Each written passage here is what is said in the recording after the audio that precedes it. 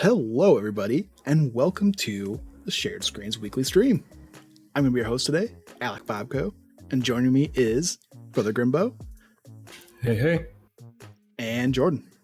Yo. How you guys doing tonight? Spectacular, man. I'm here. I'm chilling. I was playing Mass Effect Andromeda before this, but I'm ready to talk Comic-Con. Okay. Bo, how's your Monday? Long day at work. Thought I would blow off some steam by playing some League of Legends Wild Rift. Lost miserably, so now I'm looking for a good pick-me-up with some wonderful Marvel talk. Oh yeah, Marvel. We got Marvel, DC, got some Lord of the Rings, got some D&D. We got it all because we're covering Comic-Con today. So we're going to be starting off. Got a bunch of miscellaneous announcements. Leanne will be joining us. She good old LA traffic, so she'll be here when she can get here. And yeah, so I guess we'll just start it off. So yeah, we got first is John Wick 4 poster got revealed, releasing March 24th of 2023. And man, just a dope poster. Like, yeah. Anything with Keanu Reeves on it is awesome. So knowing that this is like leading into something official with, more Keanu Reeves, unless it's like a Metal Gear Solid thing and they're just faking it out. But we'll see what happens. I'm very excited for this. The Baba Yaga in the bottom. Mm-hmm. The boogie. I always pronounce that with David Dastmalchian. Is that how you pronounce his name? But, Baba Yaga from Ant-Man? Yeah, from Ant-Man, yeah. Baba Yaga. What's Baba Yaga and John Wick? Because isn't Baba Yaga like the a boogeyman? Demon? He's the boogeyman, yeah. Okay. It's literally the boogeyman is what that translates to. Now, is that a nickname or is this like canon in the John Wick universe? Oh, it's a canon. Nickname for John Wick. Well, yeah, because they basically say... It's a canon nickname. Yes, what I'm saying is like the creature of Baba Yaga, like this witch or wizard person, like that's not real, right? No. Maybe that's what John Wick 4 is about. Oh, shit. He has to kill the actual Baba Yaga. I mean, that's literally in the first John Wick. That Russian mobster guy, he's literally like, he's the guy you send to kill the fucking boogeyman. So there's foreshadowing, okay. Exactly. So we also got a trailer. So we're going to watch that real quick. Let me get this music paused. And here we go. Oh. Stream can't hear it. My bad, guys. The table will never... Have you given any thought to where this ends? The table will never stop.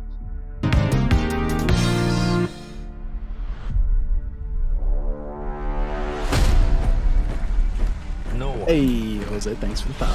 Not even you can kill everyone. Oh.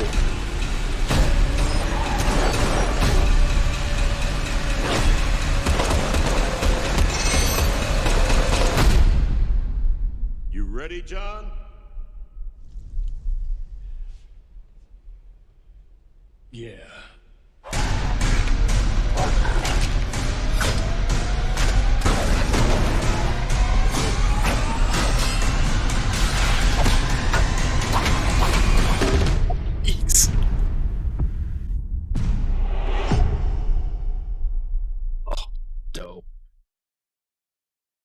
So, yeah.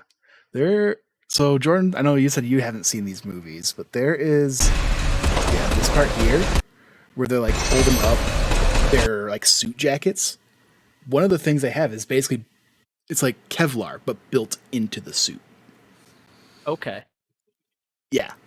I like how it's built into the suit jacket, but it's not built into the dress shirt. So they have to like hold the suit jackets. Yeah. Yep. Yeah. Interesting. So Batman's cape is fireproof, but the rest of his suit is not. So it's like, if you leave your toe out, then bye bye toe. Yep. So, as I said, John Wick, I've watched those movies just a few years ago. It was before the third one to come out, and it's shot up to easily one of my favorite franchises, just because it is just. The story premise is funny just because of like it's about a puppy, basically how he gets revenge for the puppy, but like the context behind that puppy is like why it's so good. So if you haven't seen John Wick, go watch it because it's very. I'll get on it someday, I'm sure. All right, next we have the Dungeons and Dragons Honor Among Thieves trailer. So got the first trailer. Gave fans a first look at the film, showed off star Regé-Jean Page, described as its wicked sense of humor. A ton of other details were revealed, including the cast's deep connections to the original game, exactly what the heroes will be pursuing, and how the team once brought the imaginary world to life.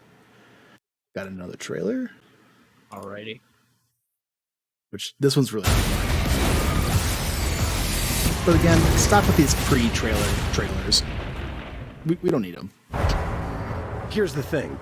We're a team of thieves. And Chat, let me know how volume is. You're bound to make enemies.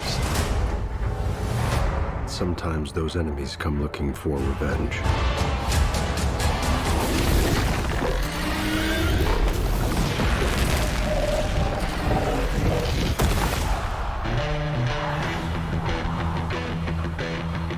Truth be told, we help the wrong person steal the wrong thing. How can you didn't not like Chris unleash Pine? the greatest evil the world has ever known. Yeah, But we're gonna fix it. So how do you pull that off? Figure it out over a drink? Probably best. You need to give us a fighting Great chance. song choice. We need strength. You got this, right? I know you don't.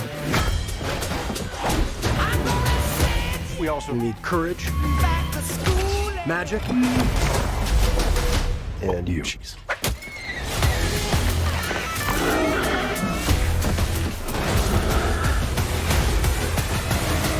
What is that again? It's an owl bear. Let's go! Next year, be warned. There is evil here. I'm glad he's on our side.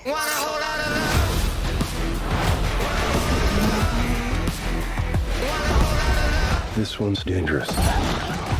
Jeez. But whatever happens,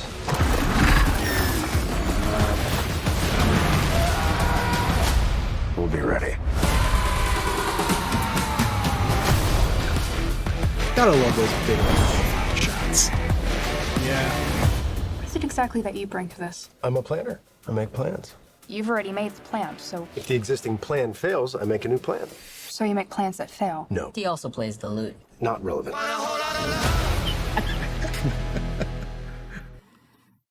God, I want to play Dungeons and Dragons now.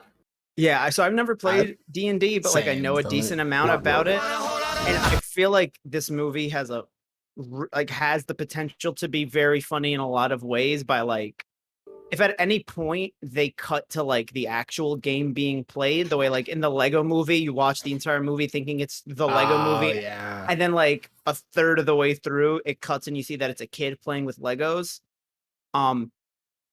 And I also feel like, because like obviously it's, with D&D, it's every game is different, but like, you know, like Jumanji doesn't make fun of a specific video game, but kind of makes fun of like video game logic. I feel like they could do that with D&D, where like before somebody does something, they wait as if somebody's rolling for initiative and they get a bad score and just butcher whatever they said they were about to do. Like, I think there's a lot of room for like you could get really interesting with the way you tell this story. So even though I'm not a D&D fan, I am actually excited to watch this. And Regé-Jean, is it Regé-Jean Paul? Regé-Jean Page? I always forget. I couldn't tell you. That's literally the first time I ever heard the actor's name when I read Regé-Jean Page. He is from Bridgerton. Watch Tea Time on shared screens. Oh, yeah. I will bring him up later on, but this is not gonna be the last we hear his name today, and you guys will see why. I think I know where you're going with this, and I might, depending on which angle you go with it, I think I might agree heavily, but we'll see when we get there. Okay. All right. Well, next we're doing, was going to go over some National Treasure stuff, but because Le'Aaron's not here, I want to wait. Yeah, for that they for save her. that for Le'Aaron. Yep. So next we've got, this is more for me because I just finished Severance about a week ago and absolutely loved it. Yeah. So there's, I guess they had a panel at Comic-Con and it says Severance creator stops reading internet or Reddit theories. The internet can be a lot sometimes, and too much for Severance creator and writer Dan Erickson, who said during the show's Comic-Con panel that he can no longer go on Reddit. Talking about the myriad speculation and fan theory posts, he explained that sometimes they have ideas that are better than what I thought of. So, Interesting. yeah. Which is interesting because, so for me, I haven't gotten to talk about Severance on content yet, but this show, like, I thought it was like one of those one and done kind of things. So when the finale ended on a cliffhanger, I was kind of pissed because I thought it was going to be all wrapped up. But man, let me tell you, that show, because I was still kind of like, you know, it was the week after The Boys had ended, so I'm still kind of like in that, I won't say like watching like kind of those darker kind of shows, but like, yeah, I was always never I was putting Severance off because I was never in the mood for that kind of show. But now that The Boys is over, it's like, oh, I'm still kind of in that, you know, kind of feel for that kind of show. So man, that is one of those shows, it just makes you think, but it gives you everything that you want, aside from like, you know, some, like, I still have so many questions from how that show ended, but the reveals, they are just so perfectly paced that it's not like you're not really wanting for so many reveals. So I'll say I highly suggest on Apple TV. As soon as you connect two dots, you like they give you enough time to feel proud that you put it together, but they don't make you wait too long. It's like as soon as you're like, oh my god, wait, is this? Then like maybe 2 minutes goes by, like a full scene will happen. You'll connect the dots, and then you'll connect the dots, full scene, and then it'll pay off pretty quickly and in a very satisfying way. Nice. I agree with everything Alex said. Yeah, I mean, I just got Apple TV late last month, so like, I still have to watch a lot of the best stuff on it. I'm probably gonna watch Severance at some point. As for not going on Reddit and reading these theories, I totally get why creator wouldn't want to do that for just a bunch of reasons. I feel like you don't want to put those ideas even in the back of your head, and not like, because you know you're gonna remember them even if you don't remember that you remember them. And then I've also heard other things where it's like, people have had, like, creators of different things have had to ask people to like stop making fan theories to an insane amount, because let's say that fan theory is right and it's revealed later on, someone can argue that they stole that idea from them, but that was the goal from the beginning. And you know, it's weird when you have like a medium-sized show, because then people, like, the fan base might find out that theory. But when you have something huge, like with Star Wars, I don't think there's any character that somebody guessed Rey wasn't related to. Like, I think between the years of that trilogy coming out, every single she's this person's that was said, so you can't really go like, oh well, they took this idea. But it's like also, that. Go ahead. Well, I was just gonna say, there's also like the double-edged sword of, so there's a very, very popular fan theory, and then like from the very beginning, from as the show is being pitched, like the plan was not that fan theory, and then they stick with the original plan, and everyone that was a fan of that fan theory gets mad at the creator, like, why have you betrayed your fans? Like, it's really hard to like engage with. And I'm not saying the Severance fan base in particular is toxic. Like, I personally haven't like engaged with the Severance fan base to a serious extent, but like, I don't know, once you like I think I cut you off when you were about to say, like, once you hit a certain point in popularity, like, you can't really listen to your fans because there are just too many voices out there. Well, yeah, I mean, isn't that what the CW did? And like, I've never watched any of the CW DC shows, but from what I heard, they kind of just went like with what the fans wanted. And good for all that is some CW fans are some of the happiest, most satisfied fans I've like. It's them and Final Fantasy 14 fans. Like, those two live in the most perfect world, and I wish I was one or both of them. Yeah, I just fell off of CW stuff, so Yeah, it was just I enjoyed. I think it was like right after that Crisis on Infinite Earths like special. But yeah, it was good. So anyway, moving along, we have Lord of the Rings of Power new trailer. So Amazon released a chunky 3-minute trailer for the Rings of Power, showing the creation of a Balrog alongside a ton of other Middle-earth goodness. We also get to see new footage of Morfydd Clark's Galadriel, the formation of a cursed blade from Mordor, and what happens to be Sauron himself. So before we get too much further, we're gonna watch that one. I know that it's not going to be this, but when you said shows the creation of a Balrog, I was hoping that it would be like, and I know it's not going to be this, but like Lord of the Rings stuff, and then like some black kid just like boxing his ass off, right? And then it goes back to Lord of the Rings, right? It shows that kid older, and it's just like a Creed montage in the middle of all this, and then everyone goes to a big battle, and then one of them is in Street Fighter. We thought the war, at last, was ended. Today, our days of peace begin. We thought our joys would be unending. We thought our light would never dim. The skies are strange.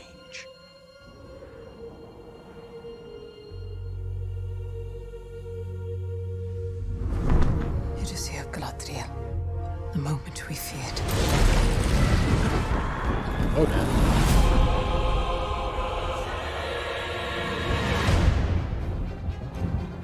Evil does not sleep.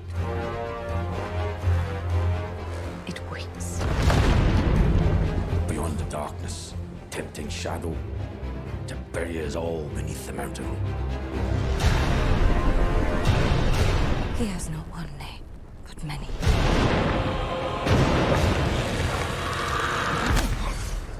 Have you heard of him, lad? Have you heard of Sauron?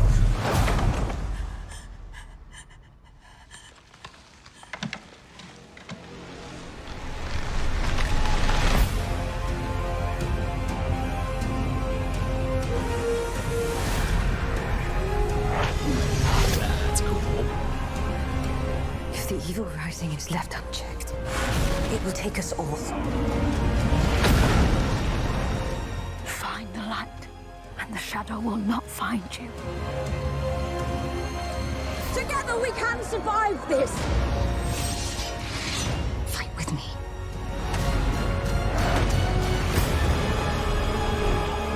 Each of us must decide who we shall be.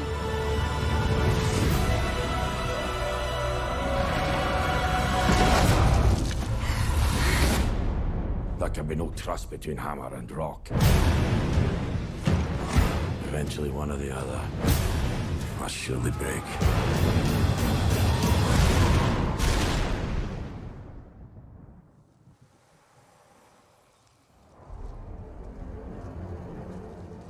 You have been told many lies of Middle-earth.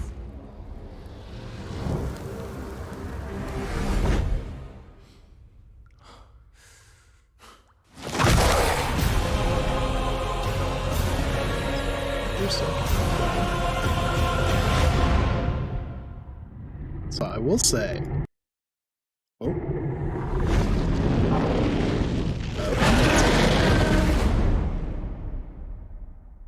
I will say, I'm not the biggest Lord of the Rings fan, but I will say the visuals in this were so cool, I thought. Hello? It does look good. Yeah. I've never been a Lord of the Rings fan, and every time I've tried, I've just been burned. So I'm like, I've never even attempted to see or read them. It's just it's never piqued my interest. Yeah, It's like, it's not even like it's not my cup of tea. It's like I just don't drink tea, which is unfortunate. Yeah, I know that there are a lot of tea drinkers out there, and God bless them, but I am not one of them. Yeah. Happy that this is out there for him, though. This does look good. The thing that I think that I really like from this is because I think it's rumored that the God of War series is going to Amazon Prime, right? Yeah. So if they're making this look that good, I'm excited for that. That's true. That's a good point. So, yeah. Well, there's that one. Let's see. Next, we've got Bo. You and I. Any Dragon Ball Z fans? For this one. I've been waiting for this one. So, new trailer for Dragon Ball Super Superhero. That is the name of the movie. Okay, I thought it was just called Dragon Ball Superhero, but no, it's Dragon Ball Superhero. Mm-hmm. Yes, because that's the name of the show is Dragon Ball Super, and then Superhero. But yeah, it says Dragon Ball. We got more details on Dragon Ball Superhero. At the Comic-Con panel. They're treated to the first 20 minutes of the movie. The film is set to focus on Gohan and Piccolo and his journey to become the most powerful being on Earth. Gohan or Piccolo's journey? Gohan, I believe.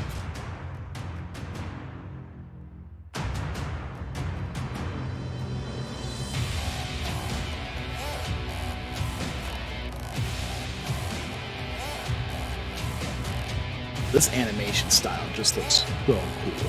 Mm-hmm.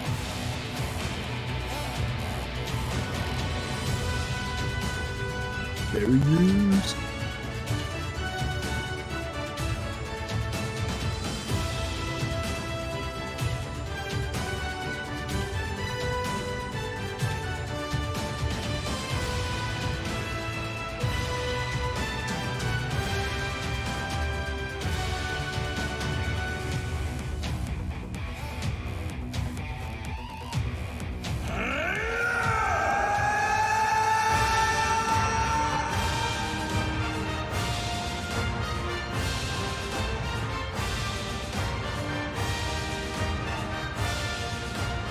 Just give me all that anime hype.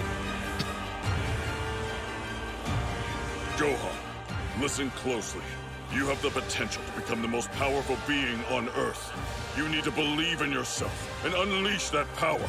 It's do or die time. So draw out all your strength and use it to protect your world and everyone in it.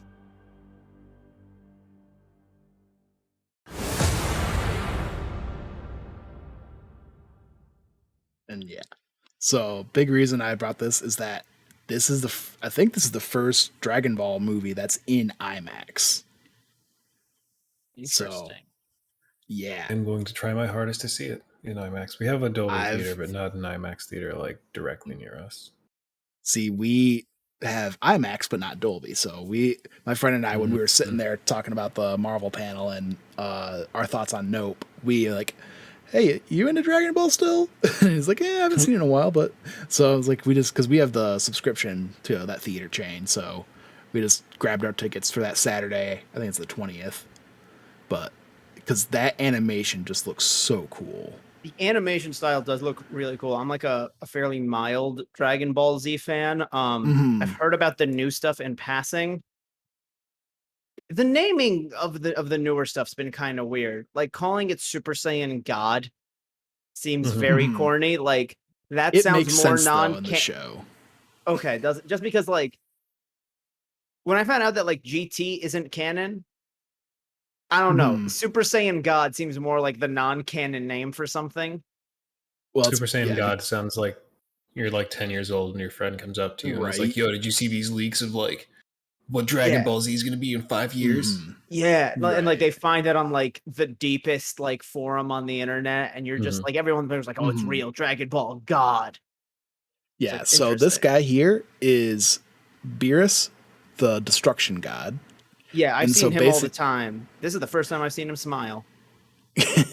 Oh, he basically smiles when there's food, like anybody else in the show. Gotcha.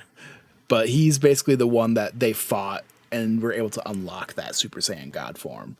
And because they're Saiyans, they're able to use Super Saiyan God Super Saiyan, which is the blue hair. Wait, repeat that form name? Super Saiyan God Super Saiyan. Because there's the Super Saiyan God form, which is the red hair, and then they can go Super Saiyan from that. It doesn't go. Okay, I thought it went Super Saiyan 2, Super Saiyan 3, Super Saiyan God. No, you're saying it goes 1, 2, 3, then it goes God, and then it goes God Super Saiyan. Correct, because you're the Super Saiyan God, but you're going Super Saiyan from that form. Yes. But it's already... Jordan, it's extremely straightforward. I don't see why you're making a big fuss about this. Maybe I'm just stupid.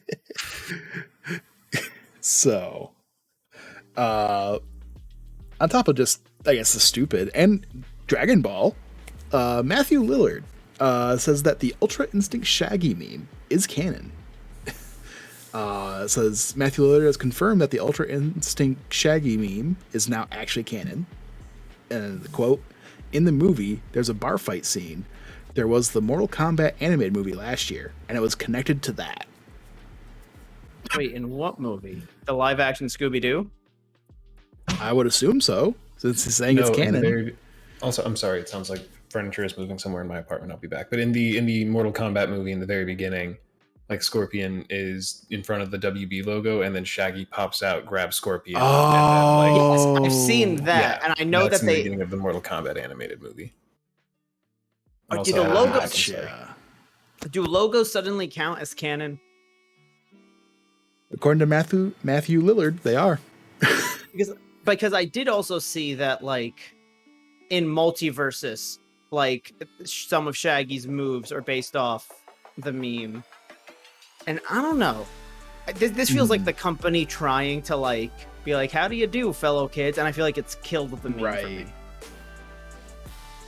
Yeah. Although now it's in multiverses, apparently. Yeah, that's what I was just saying. But, like, oh yeah, that's fine to me too, because, like, I don't know, I'm okay with canon not making sense in crossovers. Like when everybody was getting all up in arms about the Iron Giant being in multiverses and that he never wanted to be used as a weapon. I was like, all right, let's relax here. It's a crossover game. They just want to put their IPs in. Yep. And, you know, you can't have Shaggy square up with Batman without giving him some sort of ability that doesn't make sense. Right. But to say that, like, it's actually canon, it's like, whatever, sure. And the fact that they call it Ultra Instinct as well, because that's another Dragon Ball Z thing. That I know. Super thing. And that makes me go, huh, are they allowed to use that term? Right? I guess if they haven't copyrighted it. Yeah, I guess. Alrighty, so next we got some Star Wars stuff. Got Mandalorian Season 2 figures revealed by Hasbro. So, IGN can, because I got this from the IGN recap, so they can reveal that Hasbro is releasing 4 new Star Wars The Black Series figures, including a Luke Skywalker inspired by his appearance in The Mandalorian. Other figures includes Migs Mayfield, HK-87, and Grogu, all retailing for $25. Let's take, we got pictures of them? Yeah, let's take a look. Yes. I want the Bill Murray action figure. Bill Murray? Not Bill Murray. Bill Burr. Yes. This Grogu one, though, is really cool. Oh, that's cool because it comes with this little egg thing. Yep. But also comes with the little Mando necklace. Did you see that there was like an automated Grogu that was like, I think it was like $2,000 at Comic-Con or something crazy like that. It was like an insanely, let me see if I can find it. He's got a little cup there. He had his little frog in one of the other pictures. Got a little stand for his cradle, I guess you could call it. There's a little hover cradle. Yeah, it's a lifelike Grogu animatronic. Like it is so lifelike and so detailed with animatronic. Alec, guess how much this thing costs? You said like $2,000, so I'm gonna guess $2,500. I was wrong. I was very wrong. Oh, very wrong. Oh, no. I was very wrong. So please, guess how much it costs. $5,000. Would you believe me if I told you that because there's like different spec'd versions, that these start at $85,000 and go up to $100,000. They are each custom built to order, and it's based on how realistic you want him to be. What? It is a $100,000 toy. If you're spending $100,000, sure, yeah. Yeah, I'll send a link. If you're spending $100,000 on something, that's not Does like it know the Force? Right. It's better. I'm just gonna put it in the Twitch chat. Okay. Oh, yeah. Continue without disabling. Yeah, Bo, I don't know how much of that you heard, but there's a lifelike Grogu animatronic at Comic-Con that is custom built per order that ranges between 85,000 to 100 grand. Good lord. Look at this thing. Yes, it looks realistic, but 100 grand? No, not at all. I'd buy a new car. I can buy a house for 100 grand. I was just gonna say, I'd buy a house. Imagine. Sweetie, we're so happy that you just graduated high school. We know that you were really looking forward to college, and we know that, the FAFSA didn't work out, but we hope that this does. Like, this makes us so happy. Take the Grogu, and then as soon as they open the box, it falls down and gets dirty, or loses an eye, so they can't resell it. The reason millennials can't get houses isn't because of avocado toast. It's because of Baby Yoda animatronics. Mm-hmm. Okay, this one's dope. The Luke one is very cool. The life-size one will guard your house. Yep. Oh, there's a life-size one? Actually, if you buy a life-size one, they just send Mark Hamill with an actual sword. Oh, here you go, Jordan. Yes, I want the Bill Burr action figure so fucking bad. $25, it'll be all yours. It's a lot cheaper than 85 grand. Just a little bit. By just a smidge. I mean, we can all agree that Bill Burr is objectively cuter than Grogu. Right? I mean, just look it's at tied. Look at that. Alrighty. Then we also have Star Wars. Oh, I just wanted to discuss one more Star Wars action figure thing. That the Cal Kestis figure has a blaster for some reason. I heard about this. Oh. Yeah. Let me see if I can find that as well. Well, it's got more Star Wars stuff, but yeah. Okay, cool. But that's about Andor, right? Potentially. Yeah, this is still in the figures. The action figure realm. Gotcha. Cal Kestis now has a beard, but more importantly, a blaster. And are you about to go into the gameplay implications of all of this? I mean, yeah, a little bit. I mean, he's got to be in hiding, so I mean, a blaster makes more sense. So, just like in Rebels, he's in hiding, and the trailer shows somebody stole his lightsaber, right? But I don't know if is this going to be a permanent thing in the game that you have throughout the whole game? Is it for a few levels? Is it going to be ability that maybe you get a few rounds that you can use here and there? Mm-hmm. I just think there are, like Bo said, I think there's a lot of gameplay implications of giving him a Oh, blaster. for sure. Well, kind of funny. Oh, yeah, go ahead.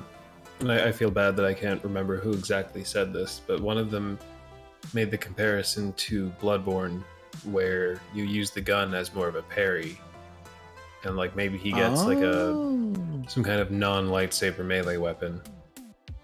So you can attack with the melee weapon and then parry with the blaster. Because I just feel like it'd be really weird to set up very good Souls-like gameplay, and then I feel like I use Souls-like too loosely there, but you know what I'm trying to say. Right, yeah. Very tight third-person melee action gameplay. And then... Oh no, it's a third-person shooter now. Like, I feel like that's such a huge leap and a huge risk that I just don't know that they would do that. I get what you mean. Yeah, I think it's more just to fit into like the in hiding Jedi survivor kind of aspect, because it's literally right from Rebels, where like they literally like the Jedi Kanan at the beginning of the series, he literally has his lightsaber, but it's able to like come apart, and he, like before he actually uses it, he has to like pre-assemble it or assemble it in the field just so it doesn't look like it's a lightsaber that's on his hip. And then that's kind of a spoiler, but Ezra, the main character of the series, he actually makes his lightsaber look like a blaster. Like it shoots out almost like stun, like beam or whatever. What I like about the figure too is that like this does not look like a Star Wars blaster. That is just a cowboy's revolver in his hand. Right? Yeah. Like he's just gonna just shoot motherfuckers with the bullets. It's not gonna be lasers. It's not gonna be a laser sword. It's just it's a fucking Magnum. Right. And I figure it looks like it comes with a little BD1, so that's awesome. BD1 stands for Best Droid 1. Yup. Alright. And then last Star Wars thing, it says Star Wars costumes reveal new story details for Andor series. Despite Lucasfilm not having a huge presence at Comic-Con this year, eagle-eyed Star Wars fans have found some plot teasers through some costume reveals for the upcoming Andor series. Plaques on Genevieve O'Reilly's Mon Mothma costume and Diego Luna's Cassian Andor costume revealed some interesting details about the setting of the new show. So they got some costumes here. Let's see. Looks like, yeah, so we got Andor, got some Kenobi stuff, got some Mando stuff down here.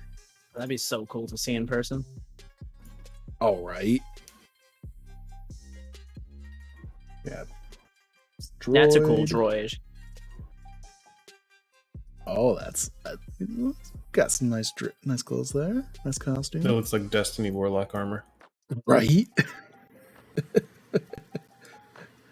You got Mon Mothma. Let's see. Can I zoom in to see what this says? Nope, it's just doing the stupid thing. Enhance. Well, no, it just does a thing where it enhances all the font, but the picture stays the same. Yeah. Yeah. Got Vader. Kenobi. And what's Bo-Katan. Yep. And yeah. Thick Boba. Oh, they actually had Jawas there. That is funny. Zoom in. Are they hairy? Does not look like it. So you're saying You she can kind lied of to see. us? You can kind of see it. Just, I mean, yeah. I mean, I assume it's just because of the costume, but it looks more like a cloth than hairy. Let's see. Yeah, they don't have the picture there, so unfortunately, it does not look like they are hairy in this picture. All right. So since Aaron's there's a part of the article that says what the plaque reads for Mon Mothma.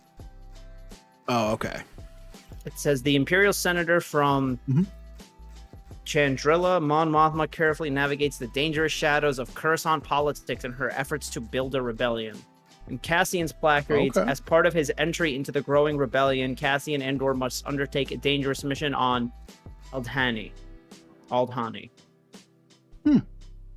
Okay. It's a shame our Star Wars experts aren't here, because I'm sure they would have plenty to say about that. They would tell us when Aldhani showed up originally and what its implication and what Stormtrooper's uncle studied there in college or something. Yeah. All right. Since Liaren is having some tech issues, we're going to go into some National Treasure stuff.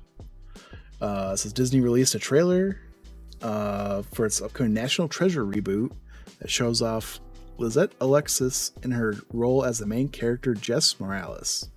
The trailer also reveals some of the series' plot as Morales embarks on an epic journey to save the long-lost Pan-American treasure and uncover her family's mysterious past.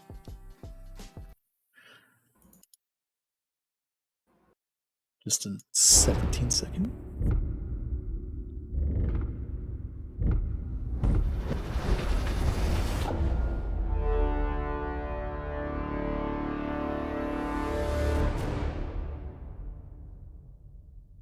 Streaming soon. I mean, that's a solid little 20-second teaser. Yeah. So let's see. I saw the glasses here. That's from the first one. So it's a reboot, but the first one's still canon? Because those are the glasses.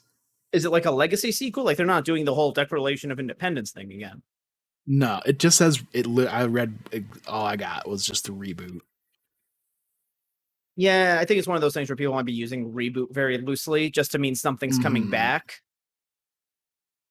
Right.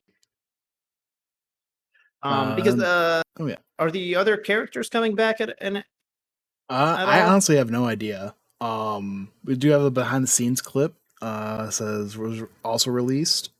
Shows Justin Bartha as Riley Poole, Catherine Zeta-Jones, Jordan Rodriguez, Antonio. Yeah, but basically a bunch of characters from the show. We're talking like an honest-to-God treasure map. Yeah. I have an idea where to start. What's wonderful about the National Treasure movies and now TV show is that it that's the same uses guy. American history as a jumping off point for exciting treasure hunts. Oh my God, I was a huge fan of the National Treasure movies. It just holds up. It's a classic. Still one of my favorite movies ever. Action! What sets the television show apart, a different world now. Exploring American history was a lot different 20 years ago, and I was a young guy on set. Now I'm not. I'm excited for the audiences to see this group of friends coming together to help our girl go on this journey. You guys are still in this with me? Yes. For your dad. And all that gold. Jess is a 22-year-old dreamer. She is tenacious, and she embarks on this Pan-American treasure adventure. Everything I thought I knew about my mom I'm in. and dad is a crazy riddle that can only be solved by finding this treasure. Oh, no. That girl gave us a very big clue. I played Billy Pierce. She's a black market. What up, Aaron? How's it going? Dealer, and she plays a cat and mouse game with. Yo. We find the 3 boxes. We find the treasure. And the audience, they're figuring it out as we are figuring it out. The situations we're getting into is absolutely bananas. Someone following us. It hasn't lost. You did not. We have yet to get to the National Marvel talk. Treasure We're doing vibe. everything else first. Once I start something, I can't stop.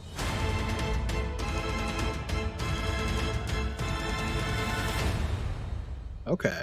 After seeing that, I'm way more in. Because that. I feel like the $1 million question is Nicolas Cage dead?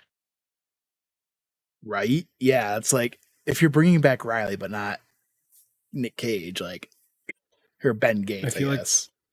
Like the lore is definitely, oh yeah, Nicolas Cage died doing something crazy, and then right, like if it's a 10-episode thing, episode 7, they're like, we have to do the crazy thing that Nicolas Cage did, and then they get there and it's gone, and then Nicolas Cage walks in and goes looking for this, and then he's been alive the whole time.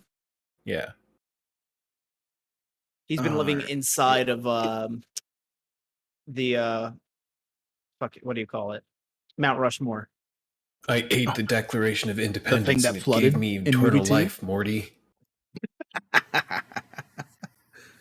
it's like the I am all the Jedi scene from Rise of Skywalker, but I am all the founding fathers. I am every president.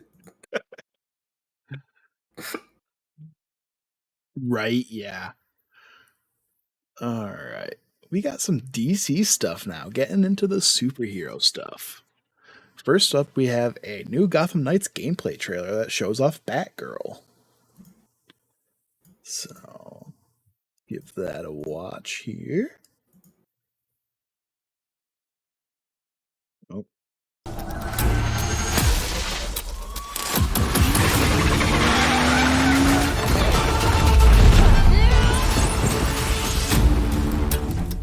If there's one thing I've learned about Gotham City, it's that people need symbols. Something to believe in.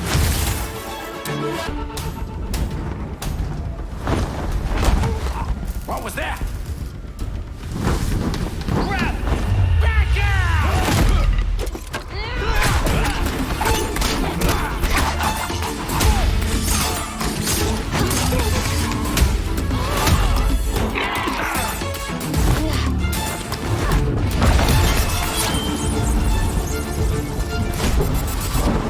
Protecting people runs in my veins.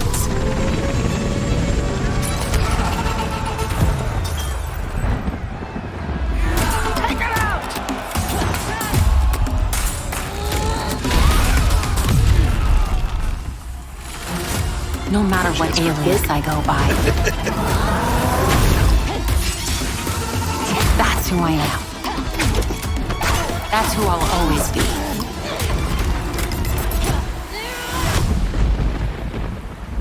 Gotham has called, and I have answered.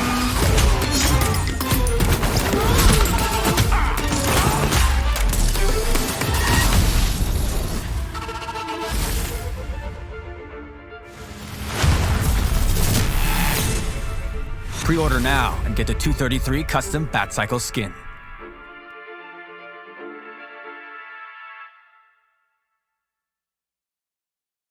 Listen, I'm ready for this game.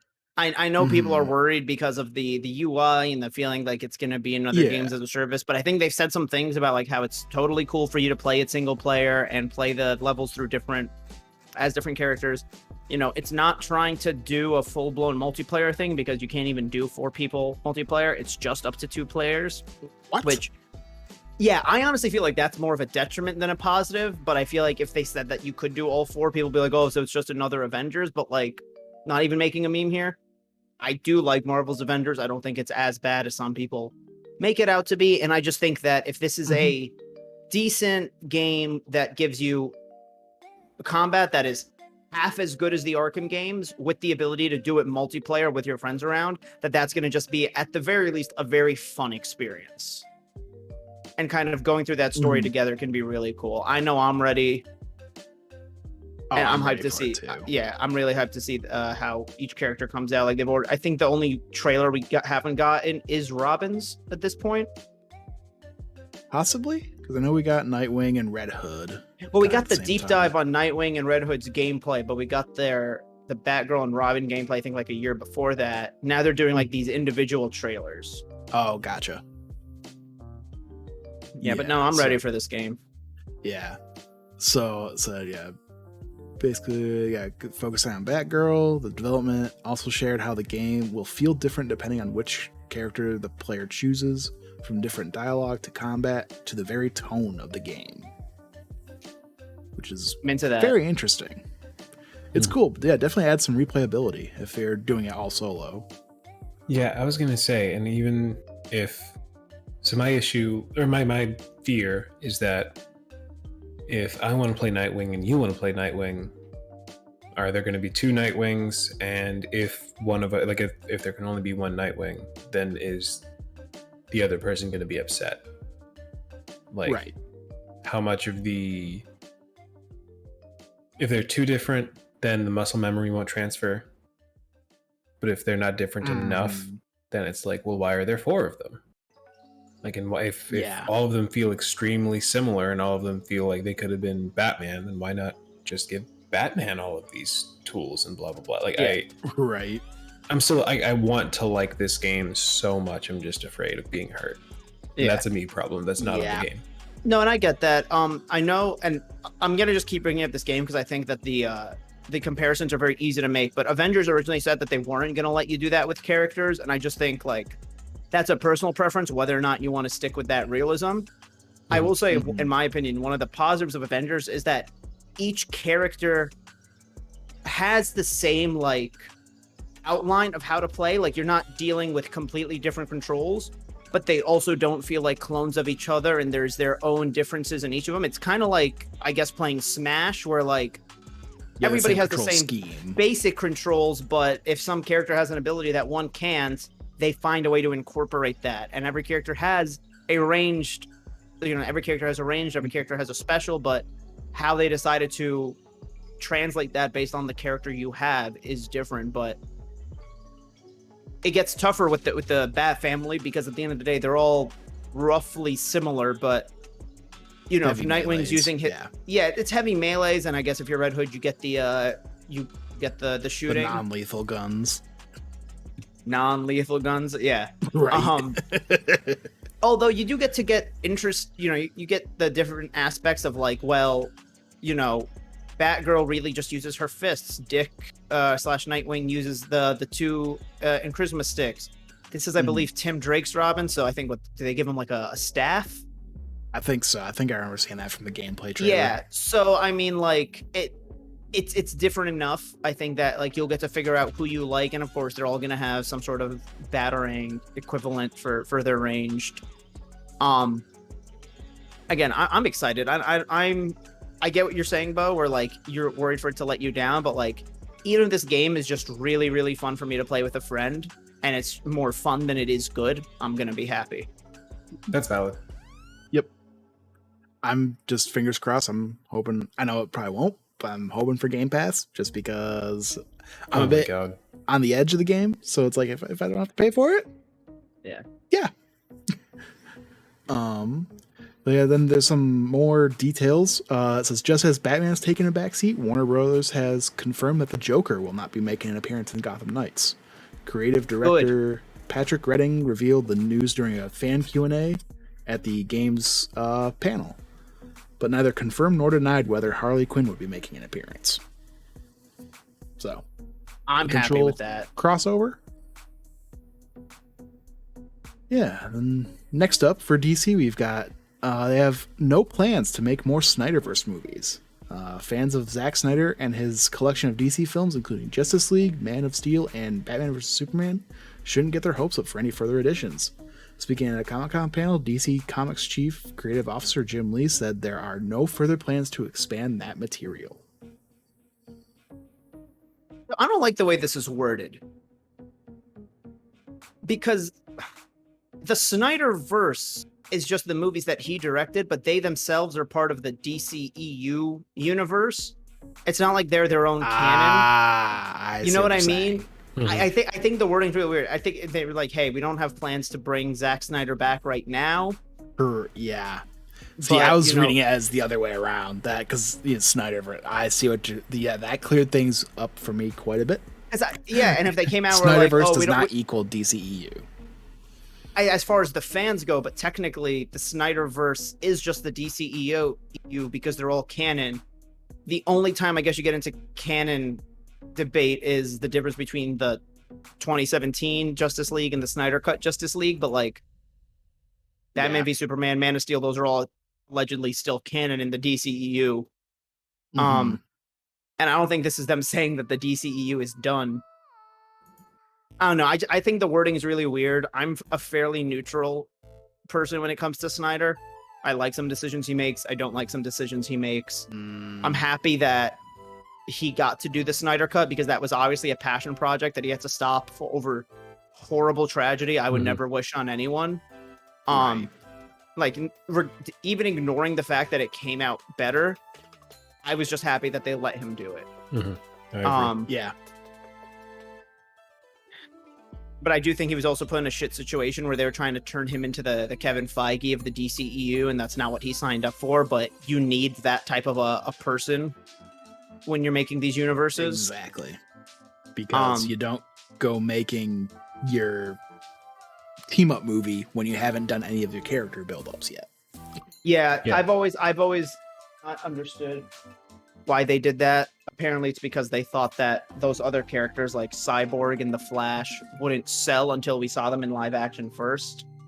I don't know how much I buy that. I feel like with people our age watching Teen Titans, we all really like Cyborg. I know that's a really dumb way to put it, but like this is the generation or the age group that these things seem to attract. So I feel like just being like, hey, most of you grew up knowing who Cyborg is based on that. Yeah. Let's flesh him out a bit more. I mean, that's exactly. Okay, go ahead. Well, half of me, like, I don't agree at all with how they rolled it out, but I do kind of understand their, like, even with the Flash, who I feel like is a bigger character, and I also feel like part of their wanting to distance themselves from the Snyderverse is because they want to distance themselves from Zack Snyder's casting decisions for The Flash, which we won't really talk about. But even then, I feel like if you're making a, at the time, what I assume would be pitched as a simple Flash movie, I'm trying to think of what that would look like. Because if you're trying to pull from... Go ahead. Like, so many people our age know The Flash, because, again, like, he's a more popular Justice League character, and, like, we all know, like, the gist of, like, he's the speedster of the group. I don't know how many people our age know The Flash's origin story. And then... I'm just saying, like, everyone, even people that are not comic book fans, everybody knows Batman's origin. Everybody knows Spider-Man's origin. The Flash, I don't think as many people that are casually into this stuff know, let alone the fact that I think technically the Justice League show that was out when we were kids was Wally, not Barry. Yeah. Mm-hmm. But, like, we still get the idea of, like, who he is. So I feel like they could have done a Flash movie. You know what it is? I think it's the confidence. You know what I mean? Marvel was like, nobody except the biggest fucking nerds have ever heard of Thor. Let's give him a fucking movie. You could even argue that, like, outside of the Avengers, Iron Man and Cap were, like, C-list characters before the MCU. Mm-hmm. I think if you just have the balls to be like, hey, you're going to make an origin for this person, you get the comic book fans first, and if it's a good movie, you get the mainstream later. Yep. And I would rather the DCEU be behind, but doing things right, than this constant thing of trying to play catch up. I agree. That said, now that we are at where, like, I was not happy with the beginning of the DCEU, not pretending like I was. That said, the Suicide Squad, like the James Gunn Suicide Squad, very is fantastic. I think Peacemaker, fantastic. Oh, yeah. Is the answer just James Gunn? Maybe. But also maybe they learned from their mistakes, and that's what I'm hoping that's the answer. Wonder Woman 1 to the future of DC. Wonder Woman 1 was good, and then jumping a little bit ahead, I think Shazam is a really good DCEU movie. Oh, yeah.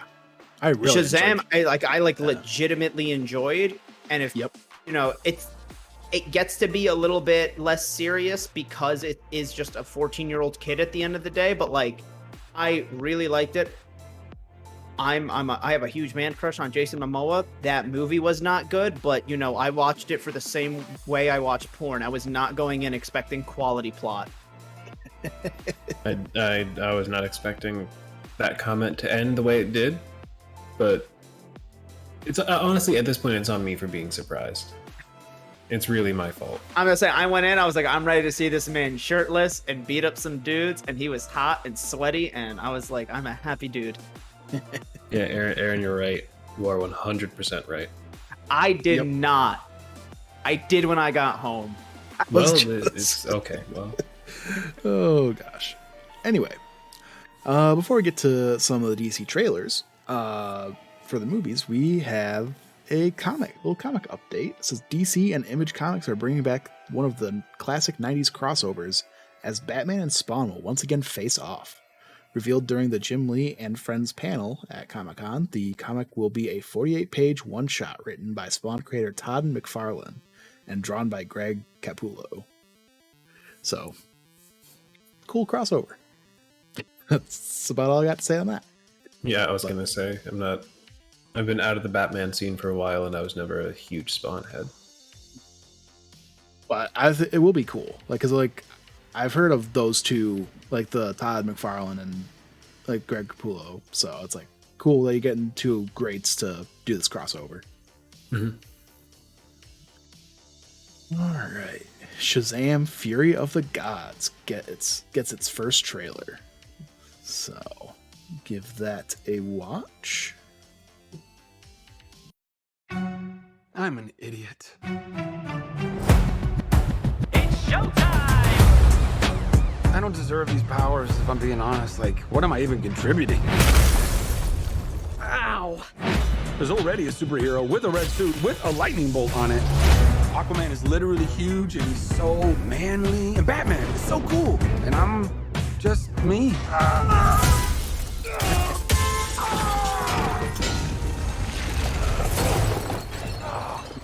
I feel like a fraud. It doesn't matter.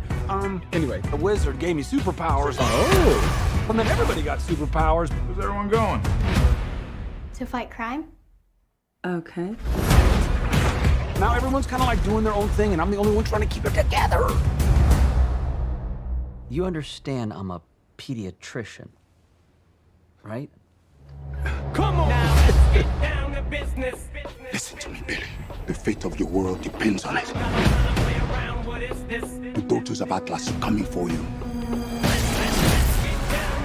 Children stole the power of all the gods. This is very personal, Billy. Look, I might not have as much experience as you, because I'm not super old like you. But I've seen all of the Fast and the Furious movies, lady. It's all about family! Family! Guys, that was a signal! Introducing the star of our show. Great music choice for this trailer. So good. Your world will not survive this.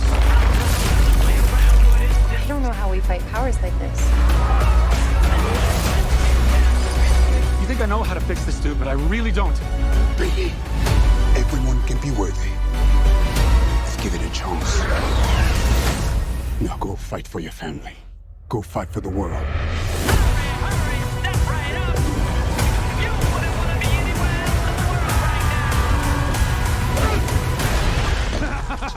I just threw a truck at a dragon.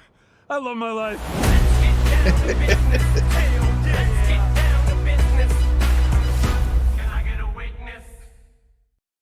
Dope. A+ song choice. Great trailer in general. Again, I really liked Shazam 1. Although I did go to see it under the influence, thinking it'd be a chill, fun movie, and then demons crawled out of a guy's eye and was a bad trip the rest of the movie. Yeah. But other than that, like, I don't know. I think it's very fun. I think Zachary Levi, it makes so much sense to have him in the superhero genre, and I'm happy he got this gig. Dude himself is just a big dork, and I think is good at acting like what I would expect. Like, I do believe that is a 14-year-old in a man's body, because Billy doesn't always mature when he transforms. So this makes a lot of sense. And you know, it's a section of the DC universe that I'm not super familiar with, but I think it's just cool seeing kind of this more mythical side of it. Yeah. And, you know, this, you know, because Black Adam and Shazam, enemies in the comics and all that. And so seeing, we probably won't get one in Black Adam, but we'll probably get a post-credit scene of them in this. Somebody asked Zachary Levi if we should expect him to show up in Black Adam, or if we should expect him to show up in Shazam, and he went, "Don't know. Next question," which kind of went like, I'm hiding something. Okay, well that's what I was about to say, that I could see Black Adam showing up in a post credit for this rather than Shazam showing up in the post credit. Yeah, I get what you mean. Yeah. So yeah. It looks cool. The family line was hilarious. The Fast and Furious. It's one of those things where, like, I feel like people might go, this movie is trying to, like, MCU-ify itself by being too silly at points. But again, this is a teenager. They're gonna, like, that. This seems so realistic, which is why, like, the kind of more comedic side of it doesn't seem forced the way it does with some aspects sometimes in the MCU. This is how I would expect a kid and his foster siblings to act if they had these abilities. Yeah. Yeah, like Aaron in the chat is saying, like, this is pretty on brand thing for Shazam to say. Yep. Also, I don't know why I did not notice how hot the foster mom is. No, nothing for you. Thanks, Bo. Trying to find it. Are you really trying to freeze frame on the mom so Jordan can? Yes. We know what he did at Aquaman. I'm just saying. All right. Also, they're very pure. Like the foster parents are incredibly pure, wholesome characters. Right. So let's see. Some plot details. The film will be set a few years after the first film, with the Shazam family as established heroes in the DCEU. The Daughters of Atlas are the villains of the story. Panel opened with a small clip from the film with Rachel Zegler's character asking how the Shazam family met. Billy says Comic-Con. Zegler's character answers, "What's Comic-Con?" Hilarious. Oh, I didn't realize we're getting this year. December 21st. Okay. Oh, I also just want to say I'm really happy that in this Shazam continuity for the DCEU, they're not going with the version where all the kids transform into one guy, because that just leaves a lot of questions about like how the fuck does that work type of thing. Yep. I mean, it's answered by one simple word: magic. But I'm just talking like, what if you guys are arguing in this shared mind thing? Like, at least when you have a Megazord, it's all controls. This is just one human. I don't know. Magic. That's all I got. Yeah. All right, Black Adam. This is a bunch of stuff, so that's why I just put Black Adam stuff. Because Dwayne Johnson descended from the skies amid a thunderstorm in his full Black Adam costume at DC's panel. The hierarchy of power in the DC universe is about to change. His time with the role has been a long journey fueled with passion, with commitment, with grit. A brand new trailer came out showing an anti-hero face-off against Atom Smasher, Dr. Fate, Hawkman, and Cyclone. And let's see, coming out October 21st. Saying the other day, I'm surprised DC hasn't done more with the Hawks. Yeah. They're very big weird in Legends, characters, but they're very like recognizable characters for the people our age. Again, because of the Cartoon Network show. They're very big in Legends. I feel like they're also trying to indoctrinate more kids. You believe you are not worthy. Like white guys playing sort of. You have two We're talking about the same people as Blackhawks, the pilots. No. Hawkman. You can be the destroyer of this world. Or you can be its savior. Dr. Fate does it. Here's Rousman. Come on. My ultimate needed a hero. Because Dr. Fate is one of my favorite characters in anything ever. Really cool. Instead, I'm very excited got for me. this for That's Hawkman.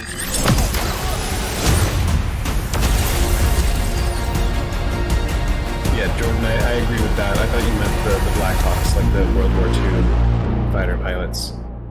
No. I was like, I don't know if that's the boldest strategy to. No, I mean the people with wings. Yes. Okay. Wonderful. Yep. Let's see. The Rock sparked a little controversy at DC's Comic-Con panel when he hinted that Henry Cavill would not be reprising his role as Superman in the DCEU. Saying who would win in a fight between his character and Black Adam and the DC icon, Johnson said, "It probably depends on who all is playing Superman," and was met with boos from the crowd. I think that's just him saying he would kick Brandon Roth's ass.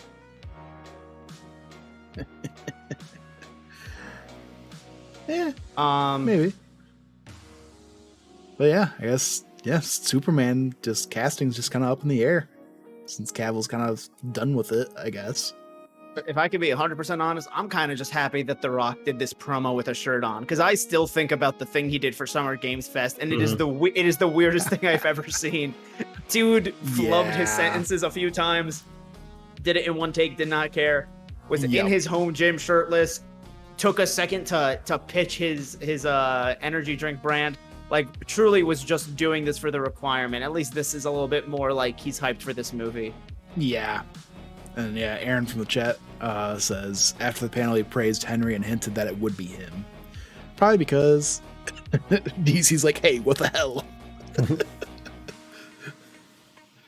Let's see, got some casting news. Viola Davis will return as Amanda Waller in this, so nice. Cool.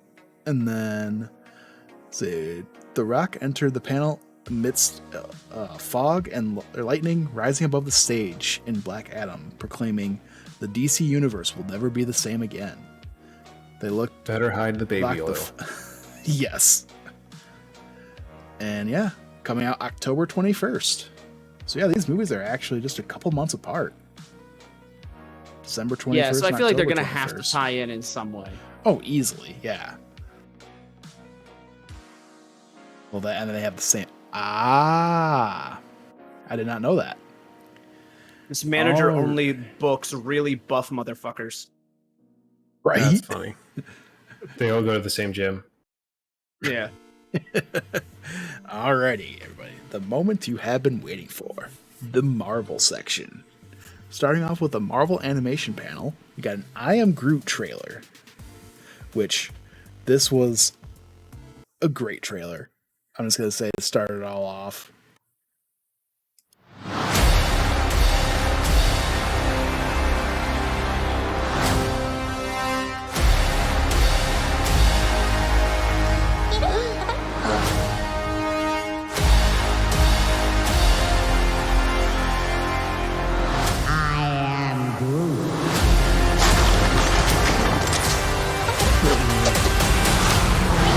Look at this little dude.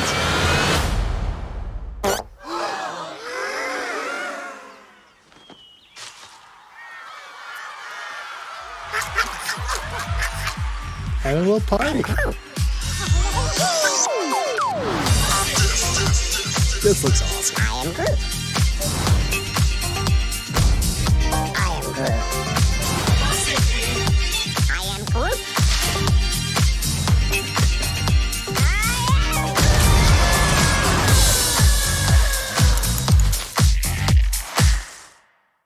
Alrighty, so yeah, I'm so in. It looks fun. It looks adorable.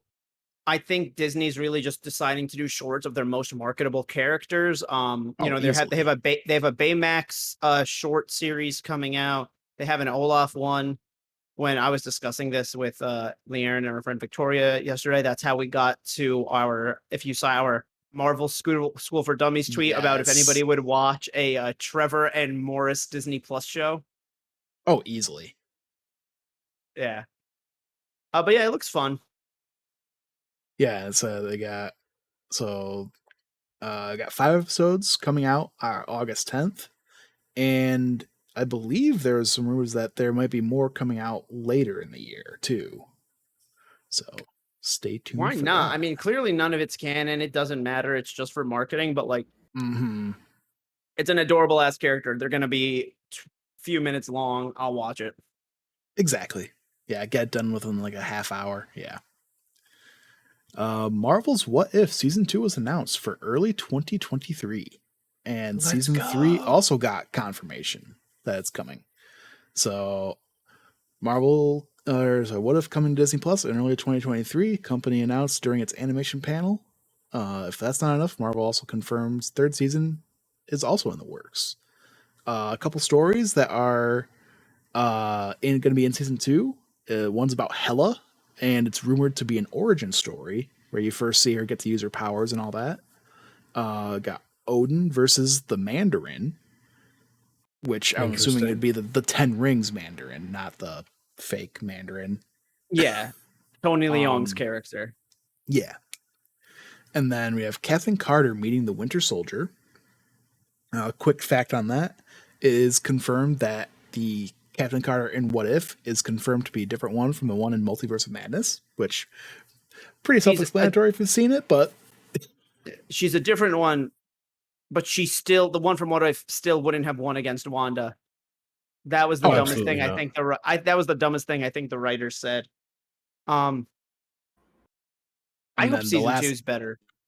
The last one, which is honestly going to be my favorite, Tony on Sakaar with Valkyrie and Hulk.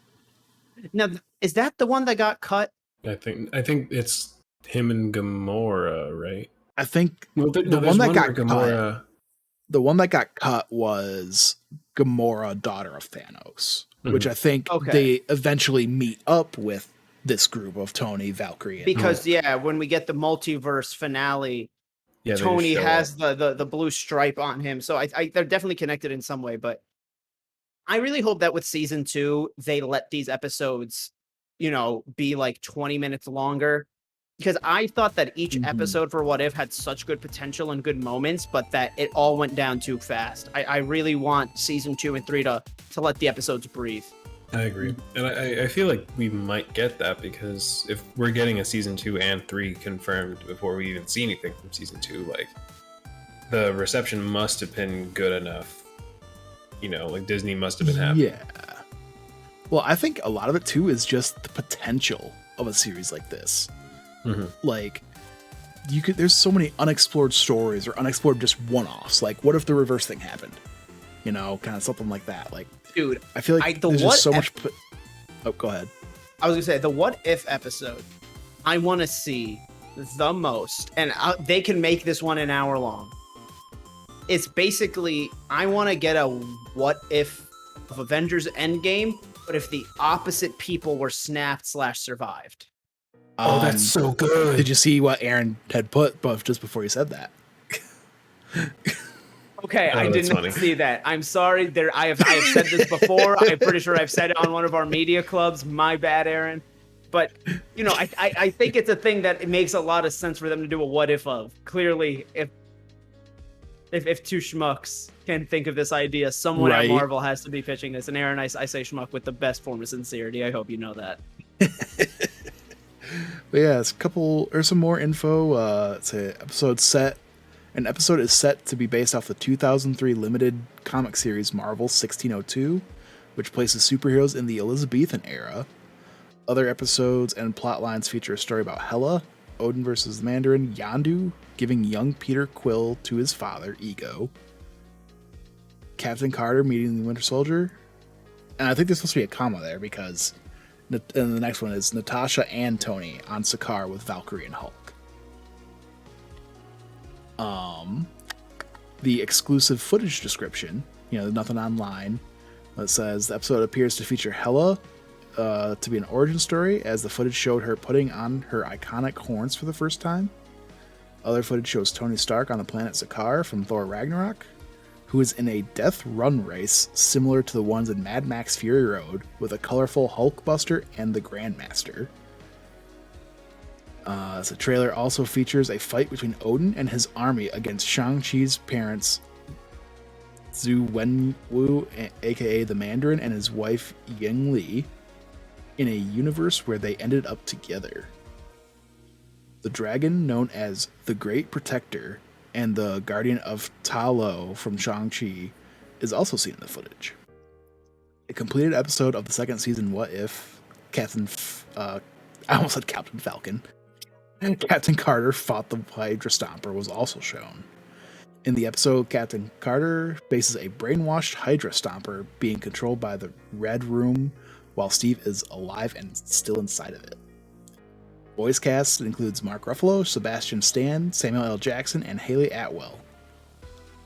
Season 3 has been confirmed. Season 2, early 2023.